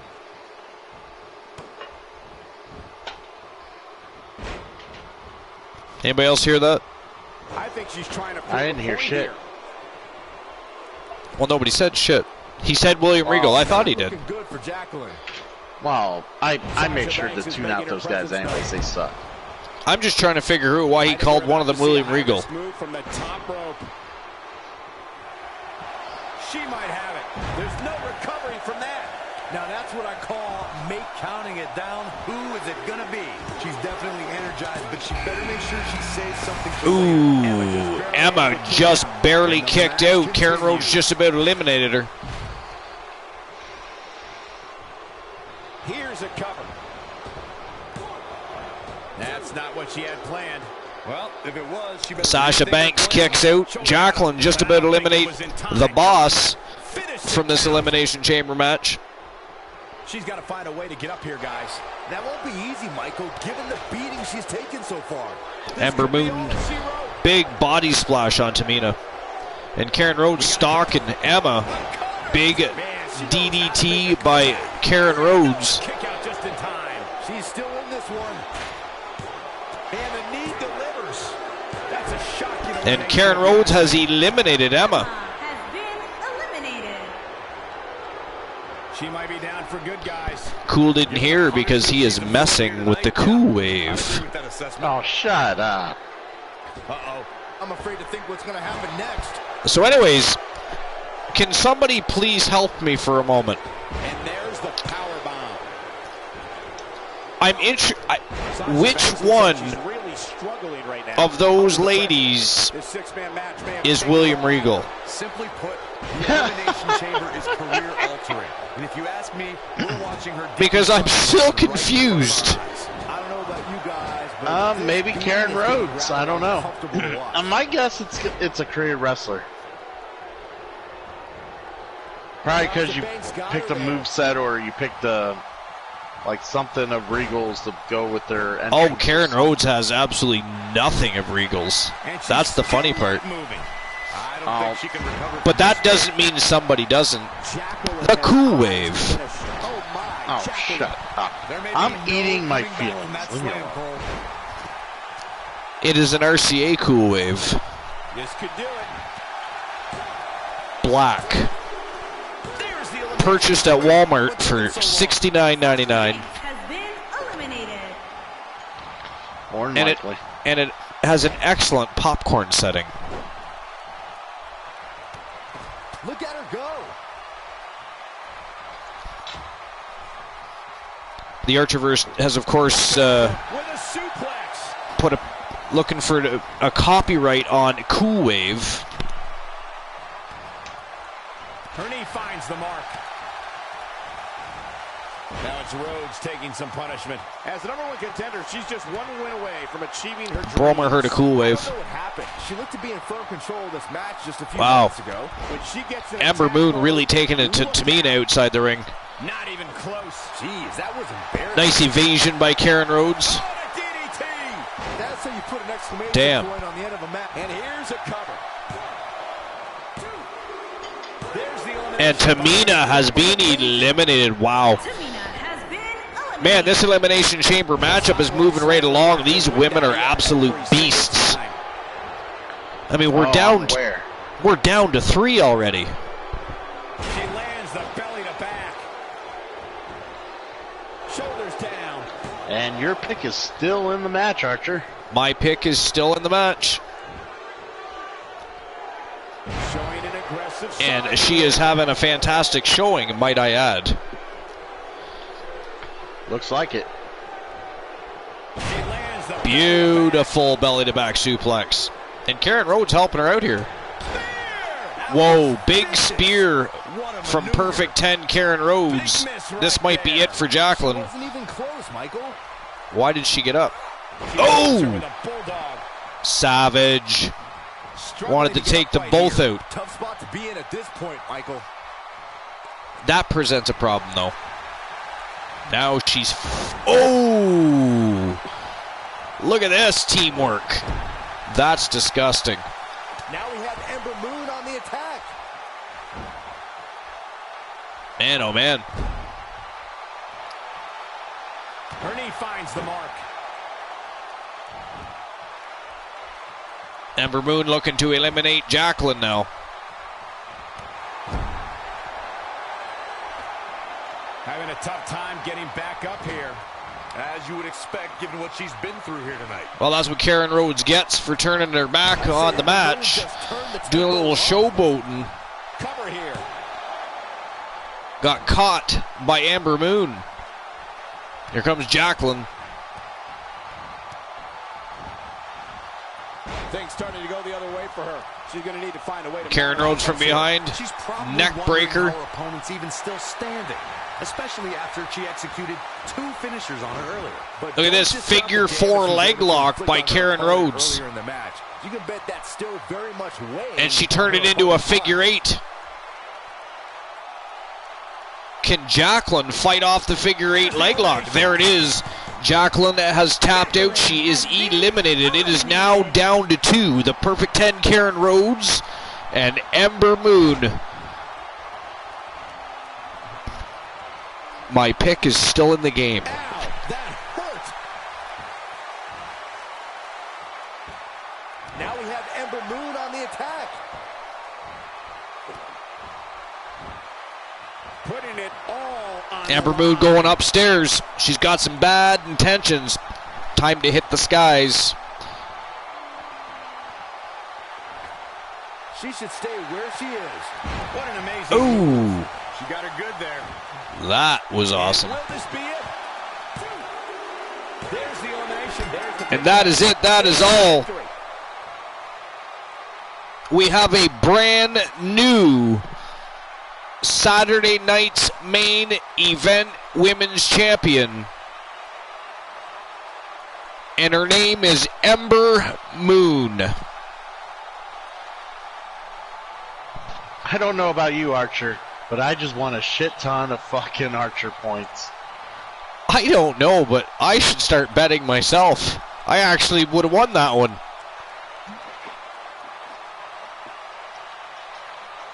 That was a badass match. There was like 9,000. Look at Bromer. Fuck, bet. fuck, Bromer says. 9,000 in the safe bet. I only put 1,000 on Ember Moon. Man, I I'm hope- getting paid. I hope they fix that stupid shit in the new game. Anytime there's a steel cage, a Hell in a Cell, it always glitches out the championships for some reason. It's very weird. In any arena, Michael. Folks, we just saw one of the most exciting What? matches Her you'll belt see looks more like a anywhere. weave. What? Leave it be. It'll be fine.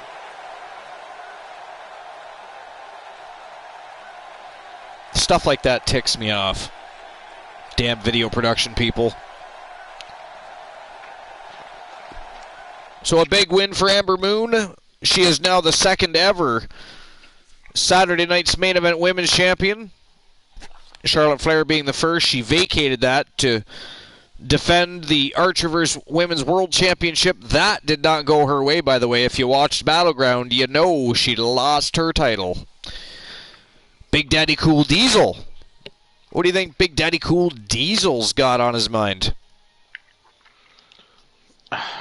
Well, Diesel's usually a very outspoken character. I'm pretty sure whatever it is, we're going to hear about it. So the answer was yes, Ember Moon won the championship. There was over 10,000 ArcherVerse points on the line. Points have been issued.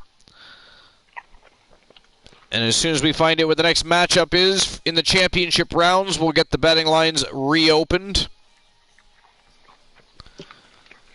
In the meantime, here comes Big Daddy Cool.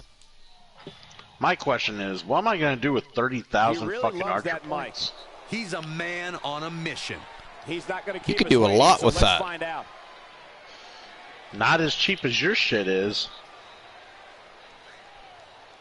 I mean, you could save up, and if you ever need Don't Sing It, Bring It, you've got a few different... I mean, that's like 6 of them.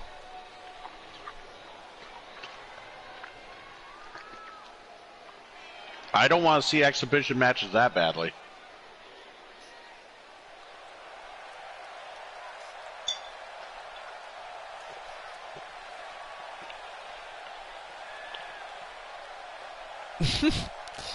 You see what's in my hand? This right here is called a microphone, and whoever holds it is the one who's allowed to talk. Apparently, he does not like the crowd being rowdy here tonight. Apparently, he's been watching CM Punk promos. Apparently. Those beautiful trash cans. What would we do without the trash cans? Litter. Maybe recycle. Bromer. Litter. Bromer bet 9,000. I know. What an idiot. All right, Now, AMC. Bromer. Thanks for being here. Appreciate it. Always appreciate your support when you have time to stop by. We will see you soon, fine lady. Bromer, if you could make me that rich in real life, dude, you'd be my best friend. What the hell is even happening right now? At least I have balls. Yes, Bromer. I found out your balls are at least worth 9,000 Archer points. Okay, wait a minute. Wait. So, you know this is going to be good. Let's see what he has to say. what? What? It's Kyle Brewer. Why is he calling out Kyle Brewer? Because apparently everybody thinks Kyle Brewer's the star. I don't understand.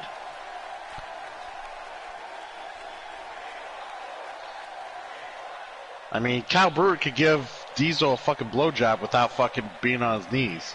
I mean, Kyle Brewer called out Johnny Braddock earlier. What the hell does that have to do with Diesel?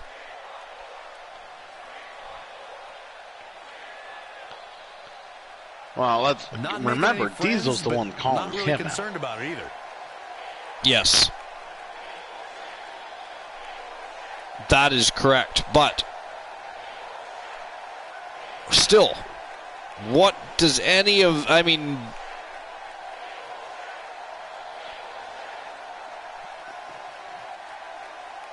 one of the most popular superstars. Yeah, in the I know, WWE. Cone. No Woe question. is me. Wonderful evening. Bromer says he has balls. Is that true? Someone should look into that. Could somebody please look under Bromer's skirt, please? We want confirmation.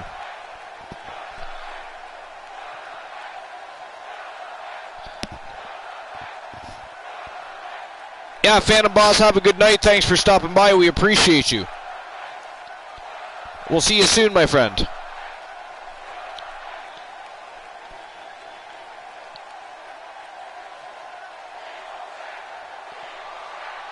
Mr. T says dibs not to.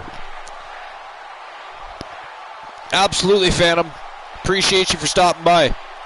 You have a good night.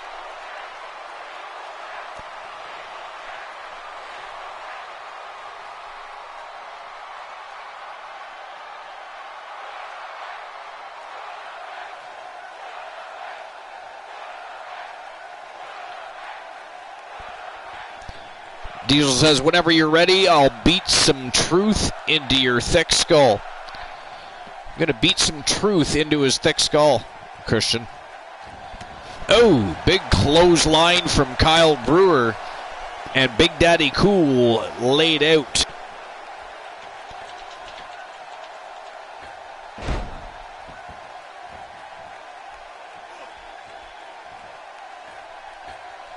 I mean, I don't know why Diesel decided to call out Brewer when Brewer already had himself a date for the evening.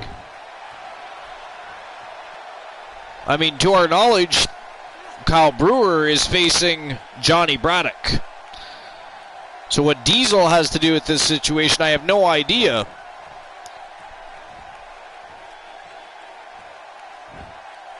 It is sort of intriguing, though, I suppose. You suppose? I suppose.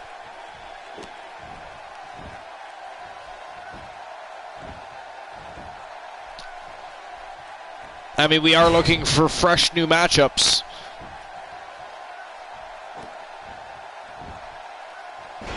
Diesel's a former multiple-time champion.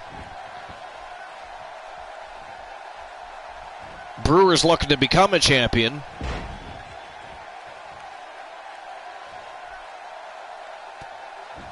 Perhaps Diesel just looking to put a stopper in Brewer's game plan and insert himself into a championship picture. I don't know.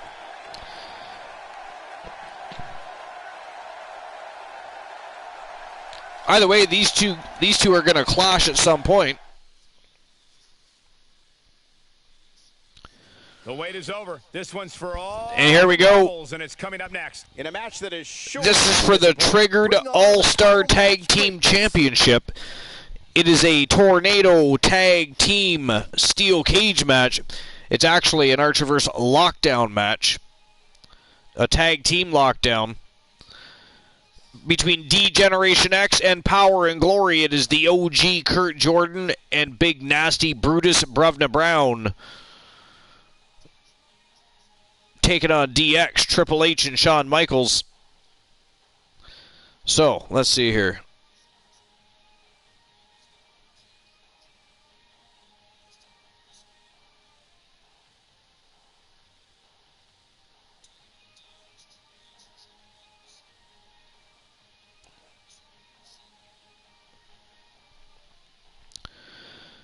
Will Power and Glory retain their titles? You'll have 2 minutes to make your bets. Yes or no.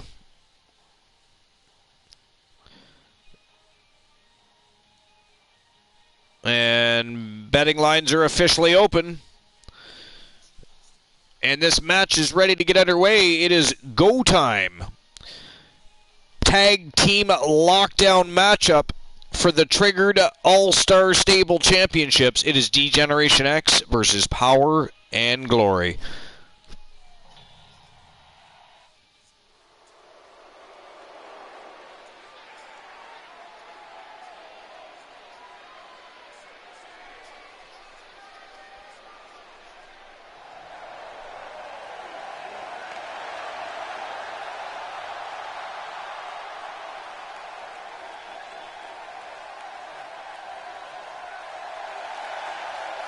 D-Generation X, of course, one of the most villainous groups in pro wrestling history. They were always up to no good. But they always knew how to get the job done. Knew how to get the fans hyped. And most definitely sold their stories well.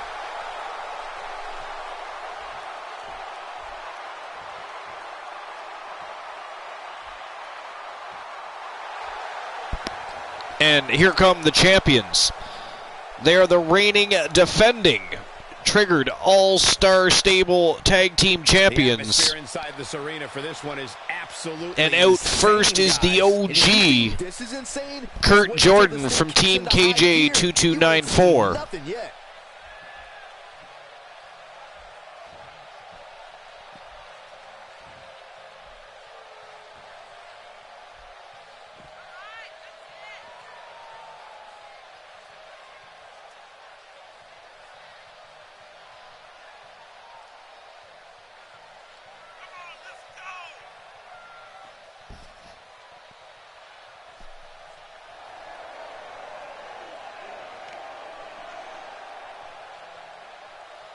Glenola says, suck it!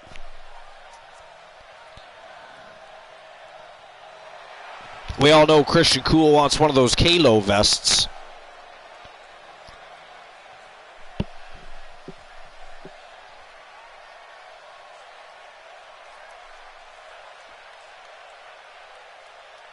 Oh, God, no.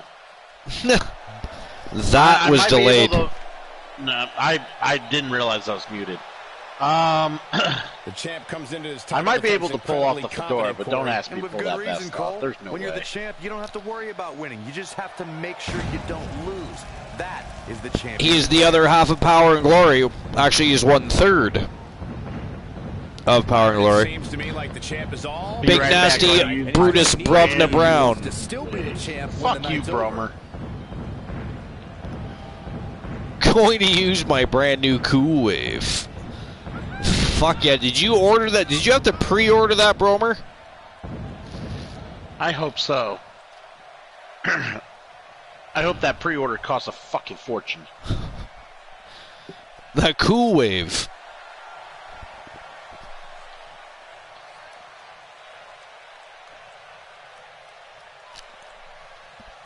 Triggered All-Star Stable World Tag Team Championships on the line. It is Power and Glory versus D-Generation X, and it is a tag team lockdown.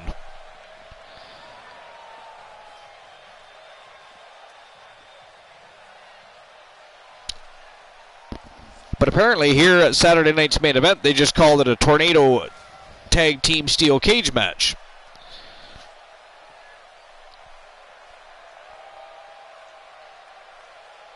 Vinny K always was just a little bit strange. Down comes the cage. It is go time. Looks like we're ready to kick this thing off. Aside from Saxton's commentary, this has all the makings of an epic match. Michaels goes after the OG, and Brubna goes right after the game. Ooh, there's the breaker. Not going to win many matches with that move. He'll be feeling the effects of that for a while.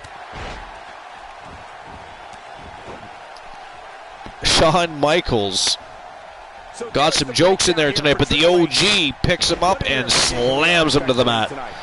Call him whatever you want. The King of Kings. Triple H gets the upper hand against Brubna. Truthfully, I don't care what you refer to him. Nice uppercut by Brown. Big chop to the chest and a drop kick. Takes Triple H right off his feet, and Shawn Michaels continues to go to work on the OG.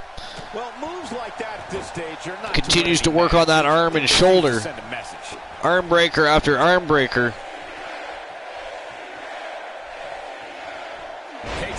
And a sit-down pile driver. The OG in a little bit of trouble here with the Heartbreak Kid. And Brubna being choked out by the game Triple H. Great move. And it's an overhand punch. He's pinpointing the neck here. His wrist lock takedown. I got a sharp pain in my neck just watching that neck breaker. The OG now has the upper hand. Big flying forearms off the second turnbuckle. Right to the forehead of Shawn Michaels. And Triple H still going to work on Big Nasty.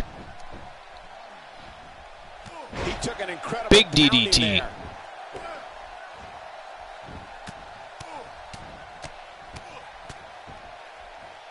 Brown on some offense now.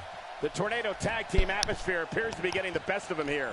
If an opponent exhibits a weakness for a specific move, some will return to utilizing that move as long as possible. This could mean... Can he do it? Triple H rakes the eyes of Big Nasty. I can't believe it. And Byron, he's still down after that one. Yeah, that did some big-time damage, Michael. When this guy's on, look out. The OG with a variation of the crossface on Shawn Michaels here. Michaels fights out of it. To me, like he had it locked in pretty good. I guess not. Sorry about that, guys. This is some big offense by Shawn Michaels. Anyways, this has been a bit of an entertaining match so far, don't you say, Archer? Actually, it has already amounted to be quite a decent matchup. I mean, not that I didn't expect it to be good. I mean, it's D-Generation X and Power and Glory. Triggered All-Star Stable Championships on the line.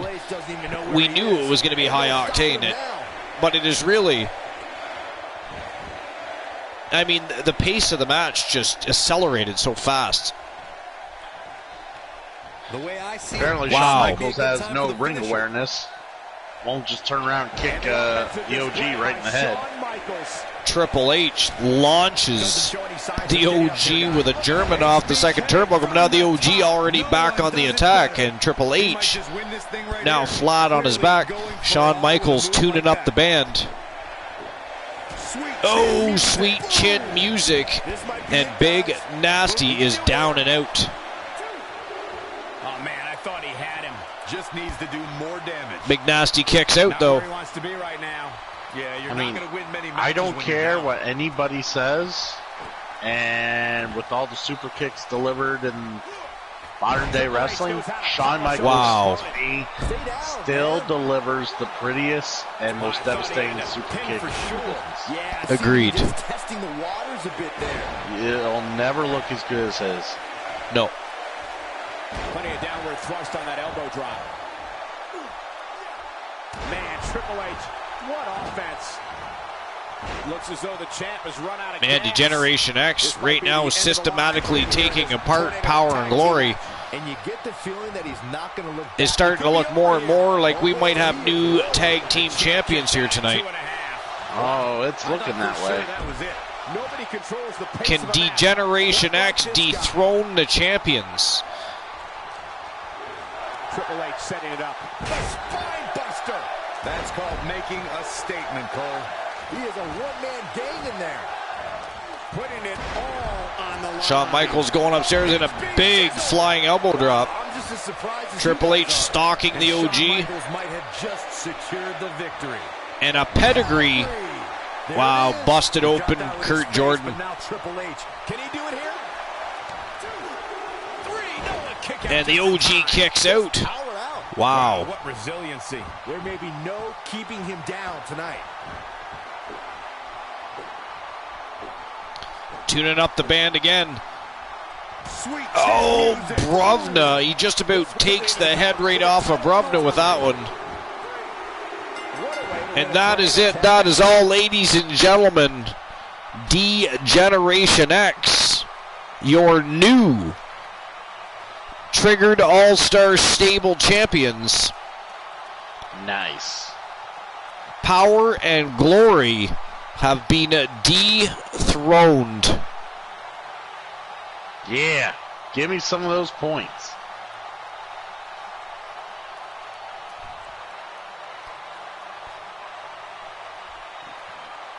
All right, will Power and Glory retain? The answer is no, not US. Of course it's not US.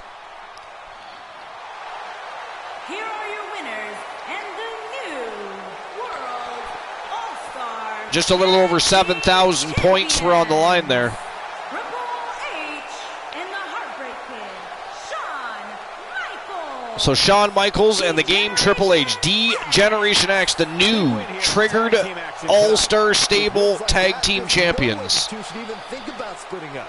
Just my opinion. The arena is still buzzing over that. Crazy.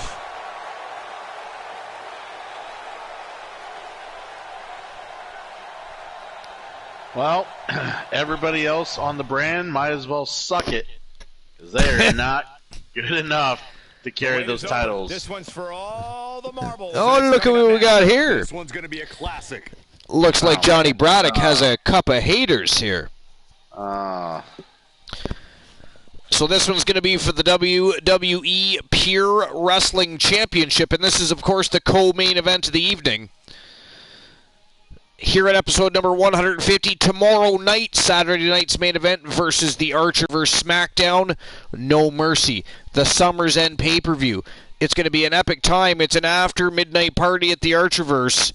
Come and celebrate more with us. We're going to take tonight's 150 episode celebration and continue it right into tomorrow's No Mercy pay-per-view. It is going to be an epic match. Every single matchup tomorrow night. Championship matches all night long, and two brands going to war.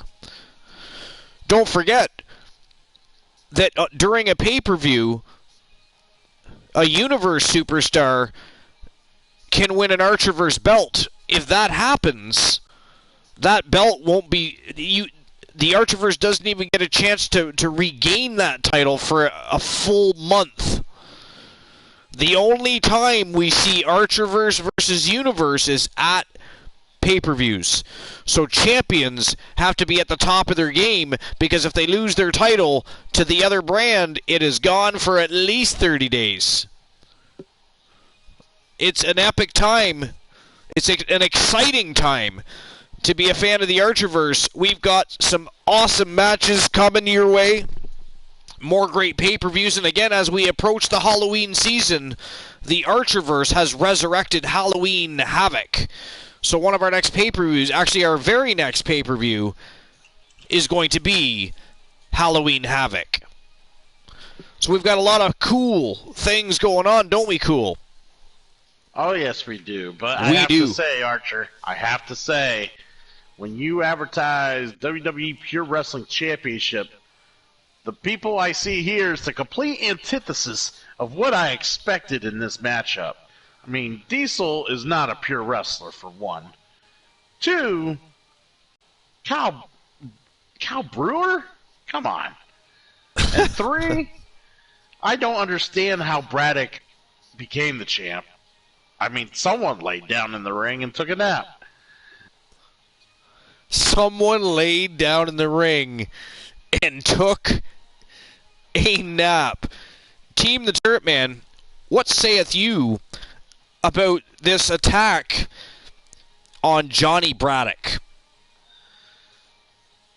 But I'm sure this will be a fine match. There's a reason that this title is not the top tier title on the Archerverse. Because I don't hold it. I hold the best one. All right, so will Johnny Braddock retain his championship? Yes or no? You guys are going to have 2 minutes to make your bets. Betting lines are open, and ladies and gentlemen, it is go time for the WWE Pure Wrestling Championship. Let's go. Well, Mr. T made it known how he felt about it. He just banned me for the next match. Nice. What a gook. I'm sorry, sir. You can't say that about Mr. T. You have been banned. Introducing the challenger from Detroit, Michigan, weighing in at 300. Here comes Big Daddy Cool. We wanted to know why he was calling out the Wanderer. Now we know he was simply sticking his nose into the championship title picture. So Big Daddy Cool is going to attempt to become the brand new WWE Pure Wrestling Champion. He's going to have to take out the champion himself. But guys, is he ready? The Terror Johnny Braddock, and of course, Well, he doesn't look too intimidated right now, Cole. the Wanderer, Kyle Brewer. To take on this challenge. Yo, Jordan Joestar. JJ, we're going to call you JJ. How you doing? Appreciate you stopping by. This is episode 150 here at the Archerverse Saturday night's main event. It's the first post-draft Saturday night's main event. Since the rosters were shaken up, brand was split.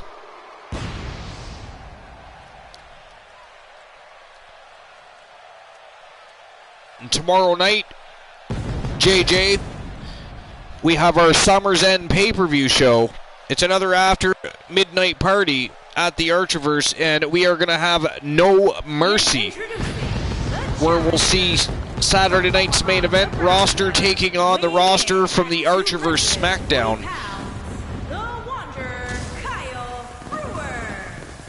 It's a time of the month where you can see a Universe superstar facing an Archerverse superstar. Championships will be on the line, and if one or the other lose their title to the other brand, it is Gonski for at least 30 days. Bragging rights are set to be had. I hope he's ready. Looks like the Wanderer is ready to rock and roll. Looks focused as ever. And no, everybody, he is not the Monopoly guy.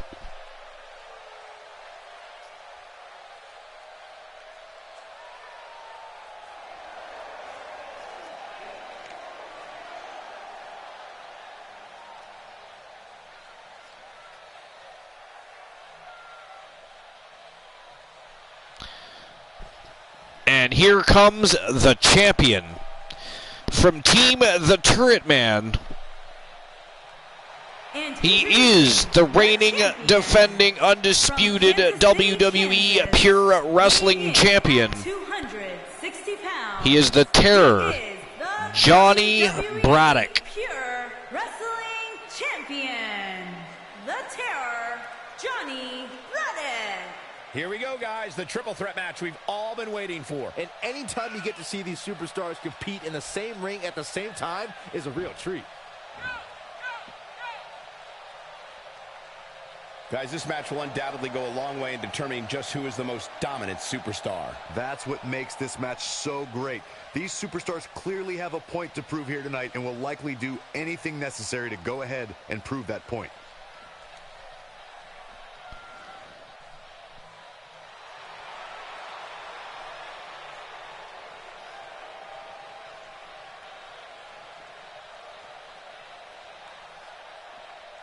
Braddock always looks focused and ready for business.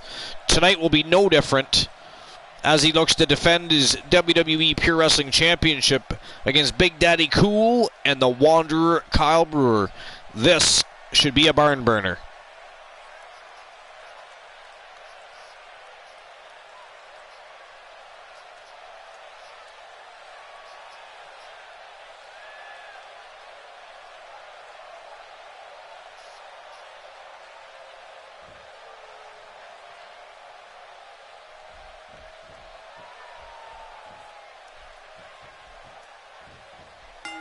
Here we go.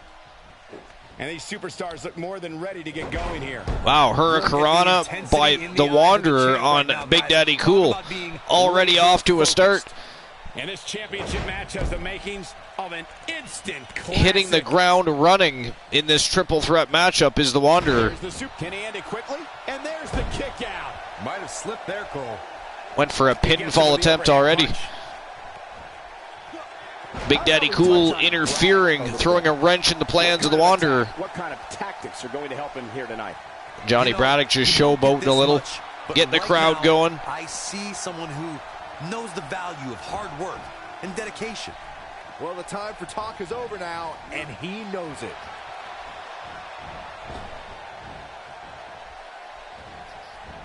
Stops Wow. DDT. Huge DDT by Johnny Braddock on Big Daddy Cool Diesel. It's like someone hit the repeat button for this move. But the Wanderer, seemingly the ultimate opportunist of the evening, takes the opportunity and capitalizes, taking out Johnny Braddock. Wow. Looking good for Diesel. He's going to have to find a way to fend off the champ here. The high-flying antics of Kyle Brewer. And this has all the makings of getting out of hand. Look at that. Braddock got the ring and got things don't seem to be going crushed here tonight. by Brewer, who was attempting to take out Diesel. Message delivered. That's hilarious. I have a joke to tell. Sickening thud. All right. Who redeemed the joke? Joke time.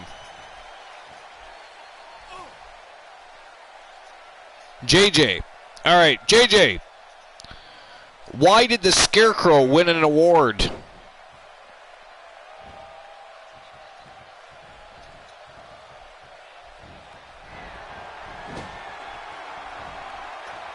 Hold on, guys. This isn't good. No question about it, Cole.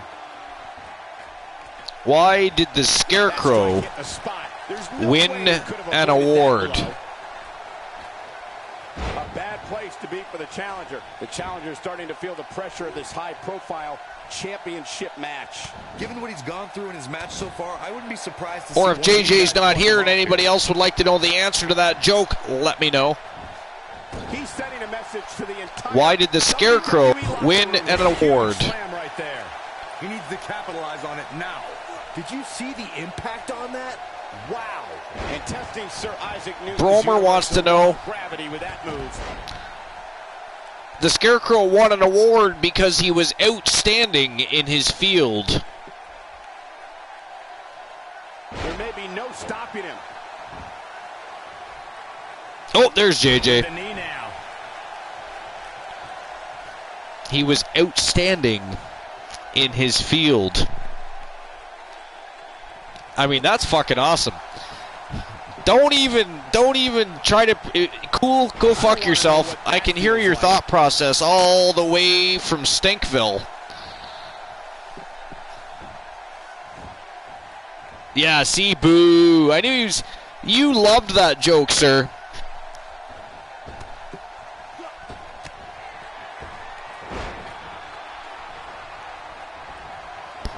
I could hear you. We could all smell the smoke, and the smoke stinks, sir. It is rank. But when you're inside that ring, sometimes you have to throw Johnny Braddock having a tough time getting back to his feet here. Diesel with a pin on Brewer. Brewer kicks out. 2.5. Barely kicked out there. Taking one heck of a beating, Michael.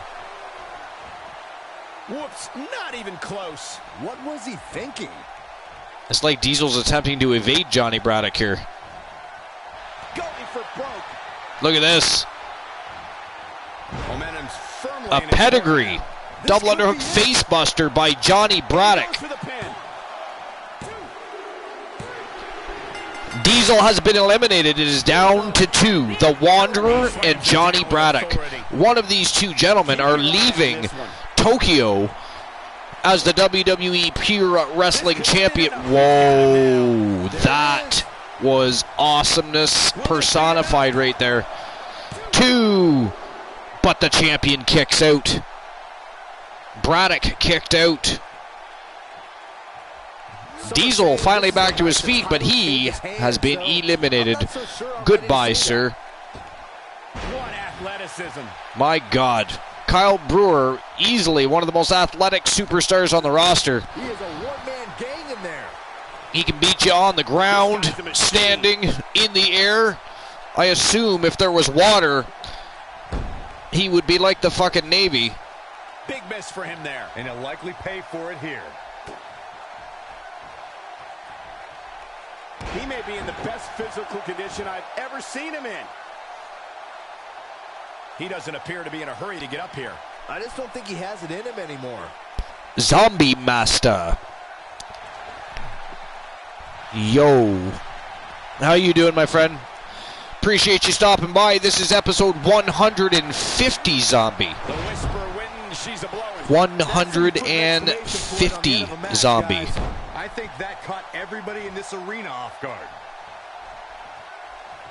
It is the 4th post-draft show. Jesus Christ. What a move. I don't care what you say, Cool. Kyle Brewer continues to impress me every outing. I mean, have you watched this match? This is what makes he could pin his opponent right here. Champion kicks out. It's not over yet.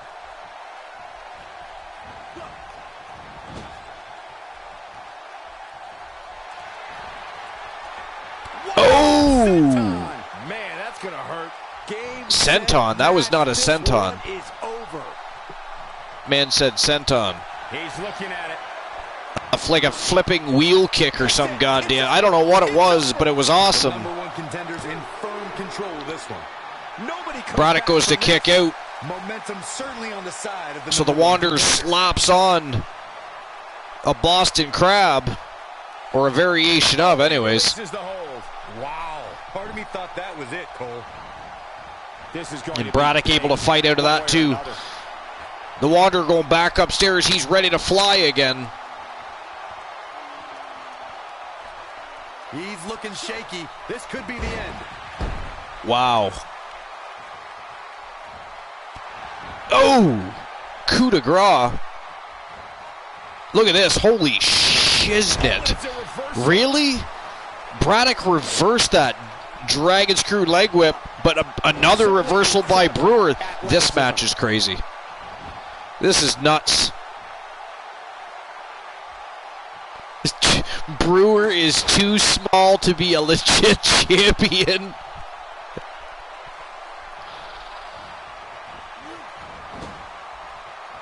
God, what a stiff shot. And right on the mark. Oh boy, he is rolling.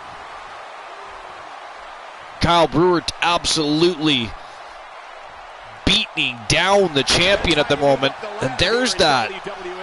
This one is over. Whatever that, I don't know what that is. It's very similar to the Sparkle Slam. We're going to have to call it the Wanderer Slam or something. I don't know. Brewer completely fatigued right now. It looks like he's starting to feel the pressure of competing in this champ. Oh, face buster. That was vicious. The champ's in a good A pedigree to be exact. It is a double underhook face buster, and it will certainly rearrange your face for you. I wonder when the match will end. Oh, vicious DDT. This could be it for him, guys. Yeah, he's on dream. Johnny Braddock all fired up. That one was off the mark. Awful. Wanderer goes to make a comeback, but Braddock whips him hard to the corner.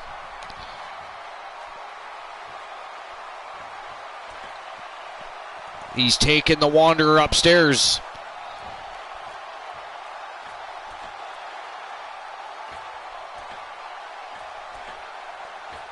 And a superplex by the Terror Johnny Braddock. This could do it. And he's got Kyle Brewer pinned to the mat again. Oh, that was so close. That was like 2 9/10 right there. The Wanderer just about eliminated. Looking at it a second time. And a big spine buster. Warm up the bus. This one is I don't know how much more of this even the Wanderer can take. How the heck does that big backbreaker. Paralyzed. Brutal. We have seen him here before. Here we go again. It is pedigree time. That might just about do it. To win this thing. Shoulders down. 1, 2, 3. Against all odds. He's got and ladies and gentlemen, your winner and still your WWE Pure Wrestling Champion from Team the Turret Man. He is the Terror, Johnny Braddock. Did you just say the terrible Johnny Braddock? Pretty sure I heard terrible Johnny Braddock. He is terrible. More shots fired from Team Christian Cool. Yo, the Turret Man, incoming shots. And still the WWE Pure Wrestling Champion, the Terror, Johnny Braddock. big pinfall victory here tonight. Zombie. Actually, Mr. T was already the champion. He defended his title. On this given night. What an effort we saw here. Truly a great match.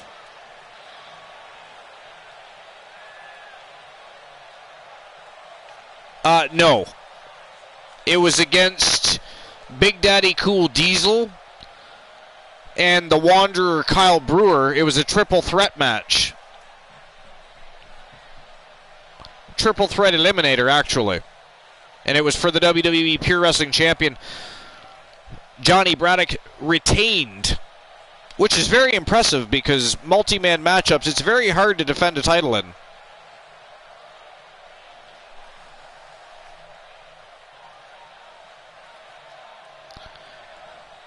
Hey, Mr. T, I have a question for you.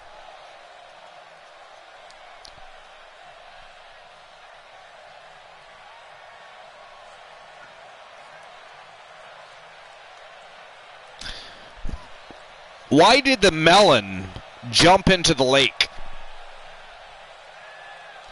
Why did the melon jump into the lake?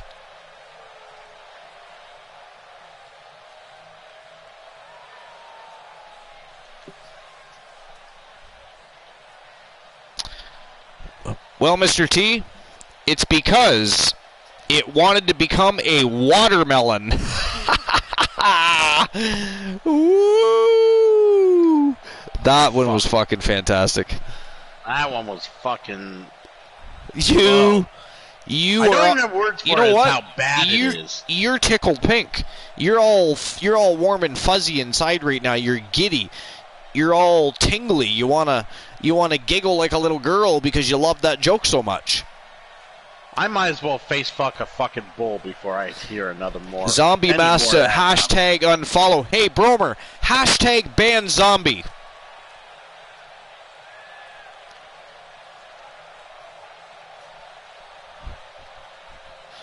I mean, unban him when you're done, but just for the fun of it, ban his ass for saying that. Can we also hashtag Archer will get any piece of trash over? Can that be a hashtag? I think that's a hashtag. Wow, still more shots fired at Team the Turret Man. Make sure you unban Zombie though. That actually really wasn't a diss on Mr. Don't T. leave That's Zombie banned.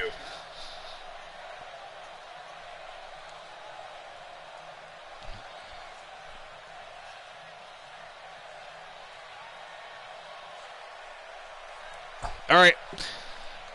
I'll make sure your ArcherVerse points are issued.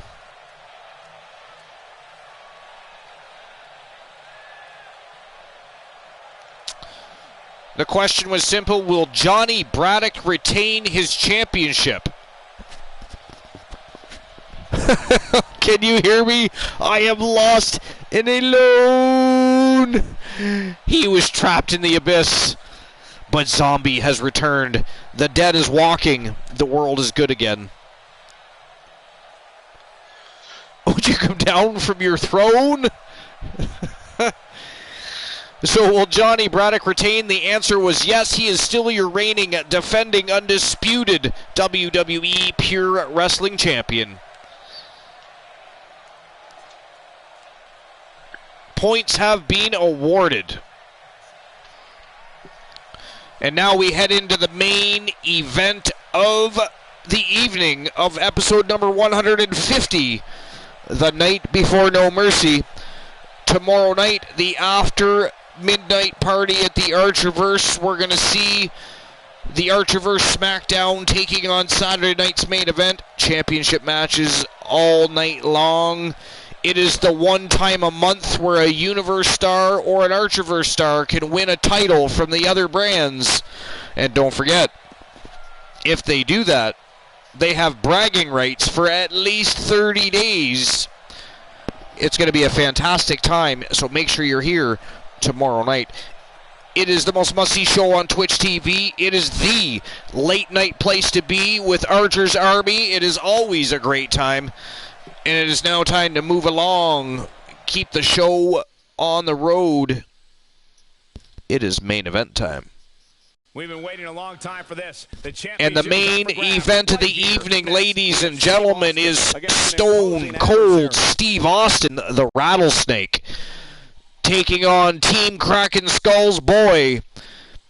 He is a monster of a man. He is an absolute terror, a true nightmare. He is the Nightmare, Joseph Woods, and he is defending the WWE World Heavyweight Championship. So,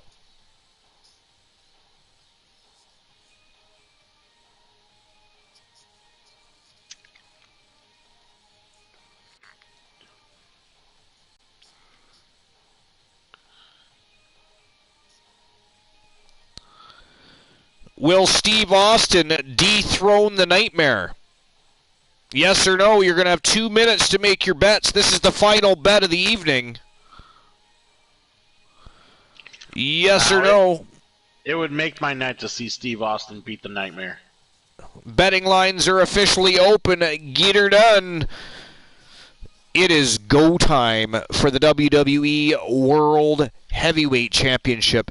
The Rattlesnake versus the Nightmare. Let's go.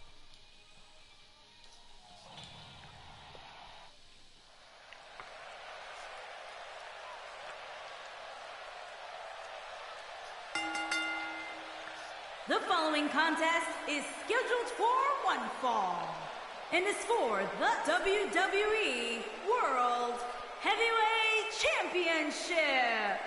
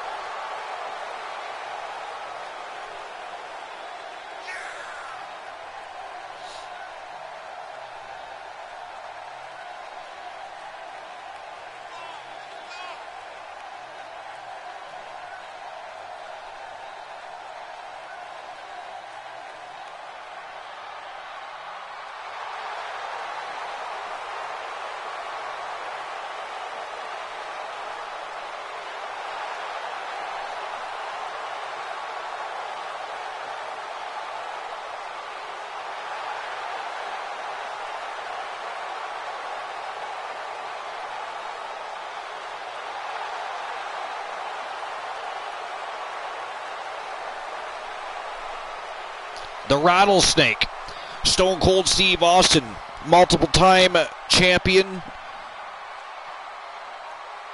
has defeated some of the greatest superstars to ever grace the ring. Tonight he tests himself because he's got one hell, literally,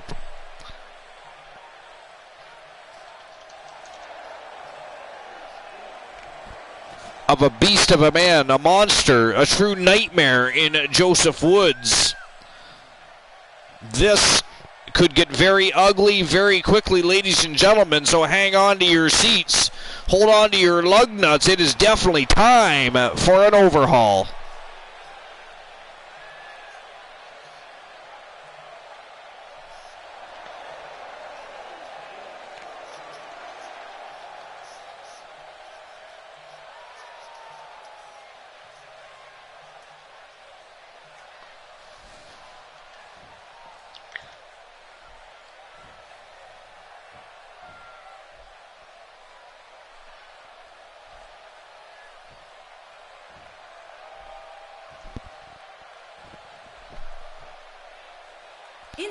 The main event of episode number 150 is about to begin. Weighing in at 252 pounds. By the way, I appreciate everybody for stopping by, as always, to support the Archerverse and celebrate 150 episodes.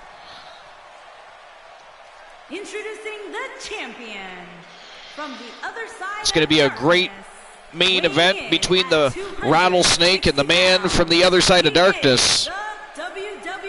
I don't know what side of darkness that is, but keep that shit away from me. I know that. Yo, Pac-Man, how you doing? Appreciate you stopping by. Thanks for stopping by to celebrate 150 episodes, Pac-Man.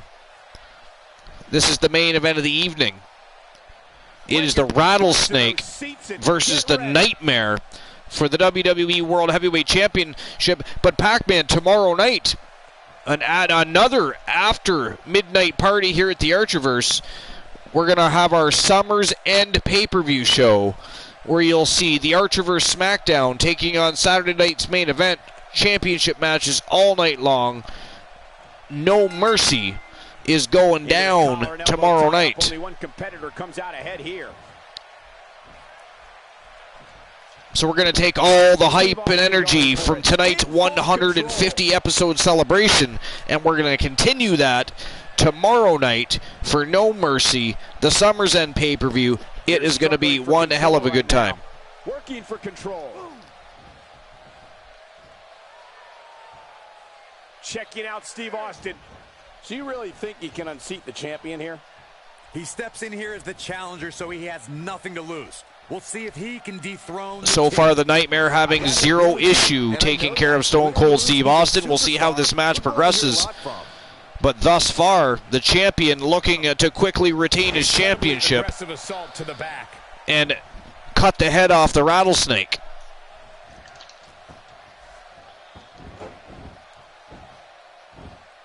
He locks in a torturous figure four.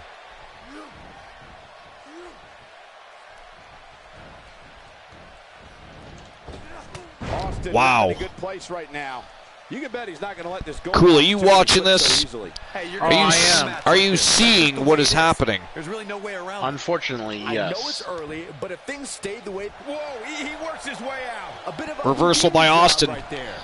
But he didn't move quick enough, and the Nightmare grabbed right a hold of him again and is right back on the attack. When that glass breaks and Stone Cold Steve Austin makes his way to the ring, someone's getting there, you know what, kicked hard. And that's the bottom line, because Stone Cold said so. Wow.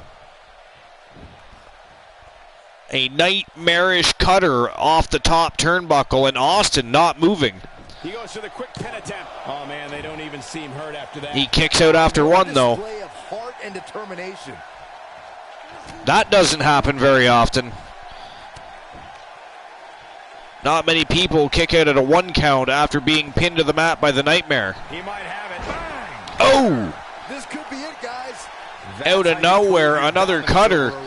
And here we go. This might be the beginning of the end for Stone Cold Steve Austin. Oh, that is disgustingly vicious. Kick out at the last moment. Wow, Steve Austin kicked out of that.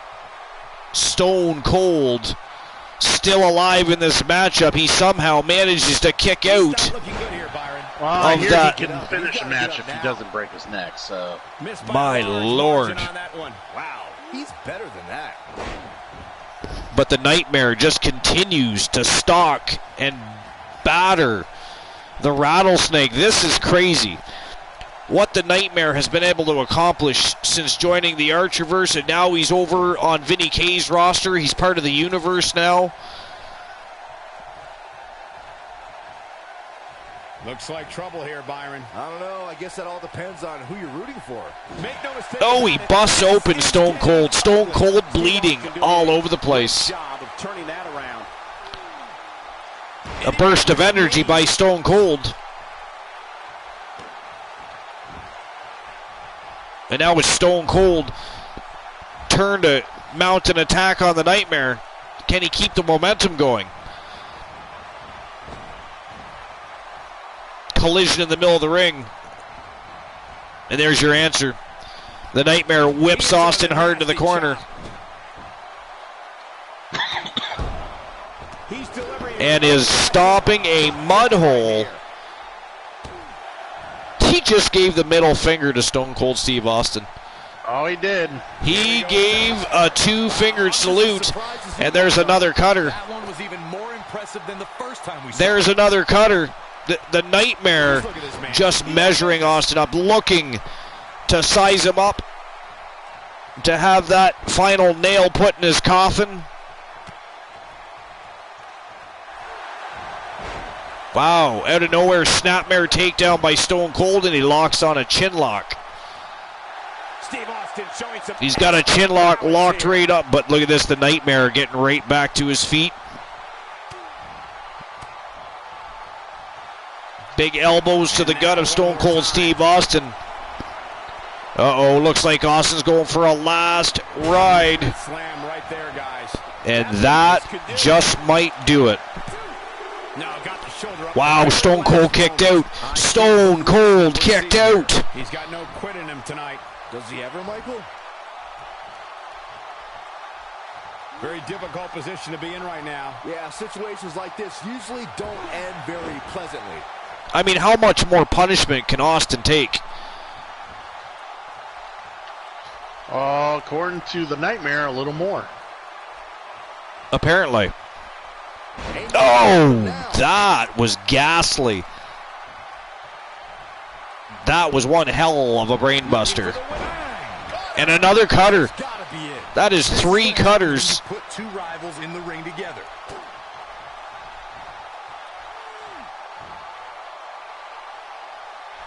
That's a statement move. Here's the pin.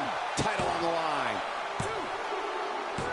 And that is it. That is all, ladies and gentlemen. Your winner. And still the WWE World Heavyweight Champion. And by the way, that move right there you just saw was absolutely savage. Should be banned in every wrestling promotion on the planet, but oh my good God, it is disgustingly cool. And the Nightmare, Joseph Woods, still reigning atop of the food chain in Vinny K's universe. Wow. What a way to end the night, and don't forget, tomorrow night, No Mercy. It is another after midnight party at the Archerverse. You're going to see the roster here at Saturday night's main event taking on the Archerverse SmackDown.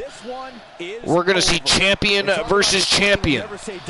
The only time of the month where you'll see the universe or the Archerverse being able to pick up one of the other's championships, and if they do, they get bragging rights for at least 30 days, because the only time those clashes happen is at the pay-per-view, so you don't want to miss the pay-per-views. You want to be there. You want to be there just like you are for every other show. It is going to be a hell of a ride, a hell of a good time. We're going to have a party. We're going to continue. We're going to take the energy from tonight, and we're going to keep it going. And in the meantime, folks, we're going to go and visit Gao and see how he's doing and send him just a little bit of love to end the evening. Appreciate you all. Hope you enjoyed episode 150. And as great as episode 150 was, 151 is going to be that much better, baby. We'll see you tomorrow night.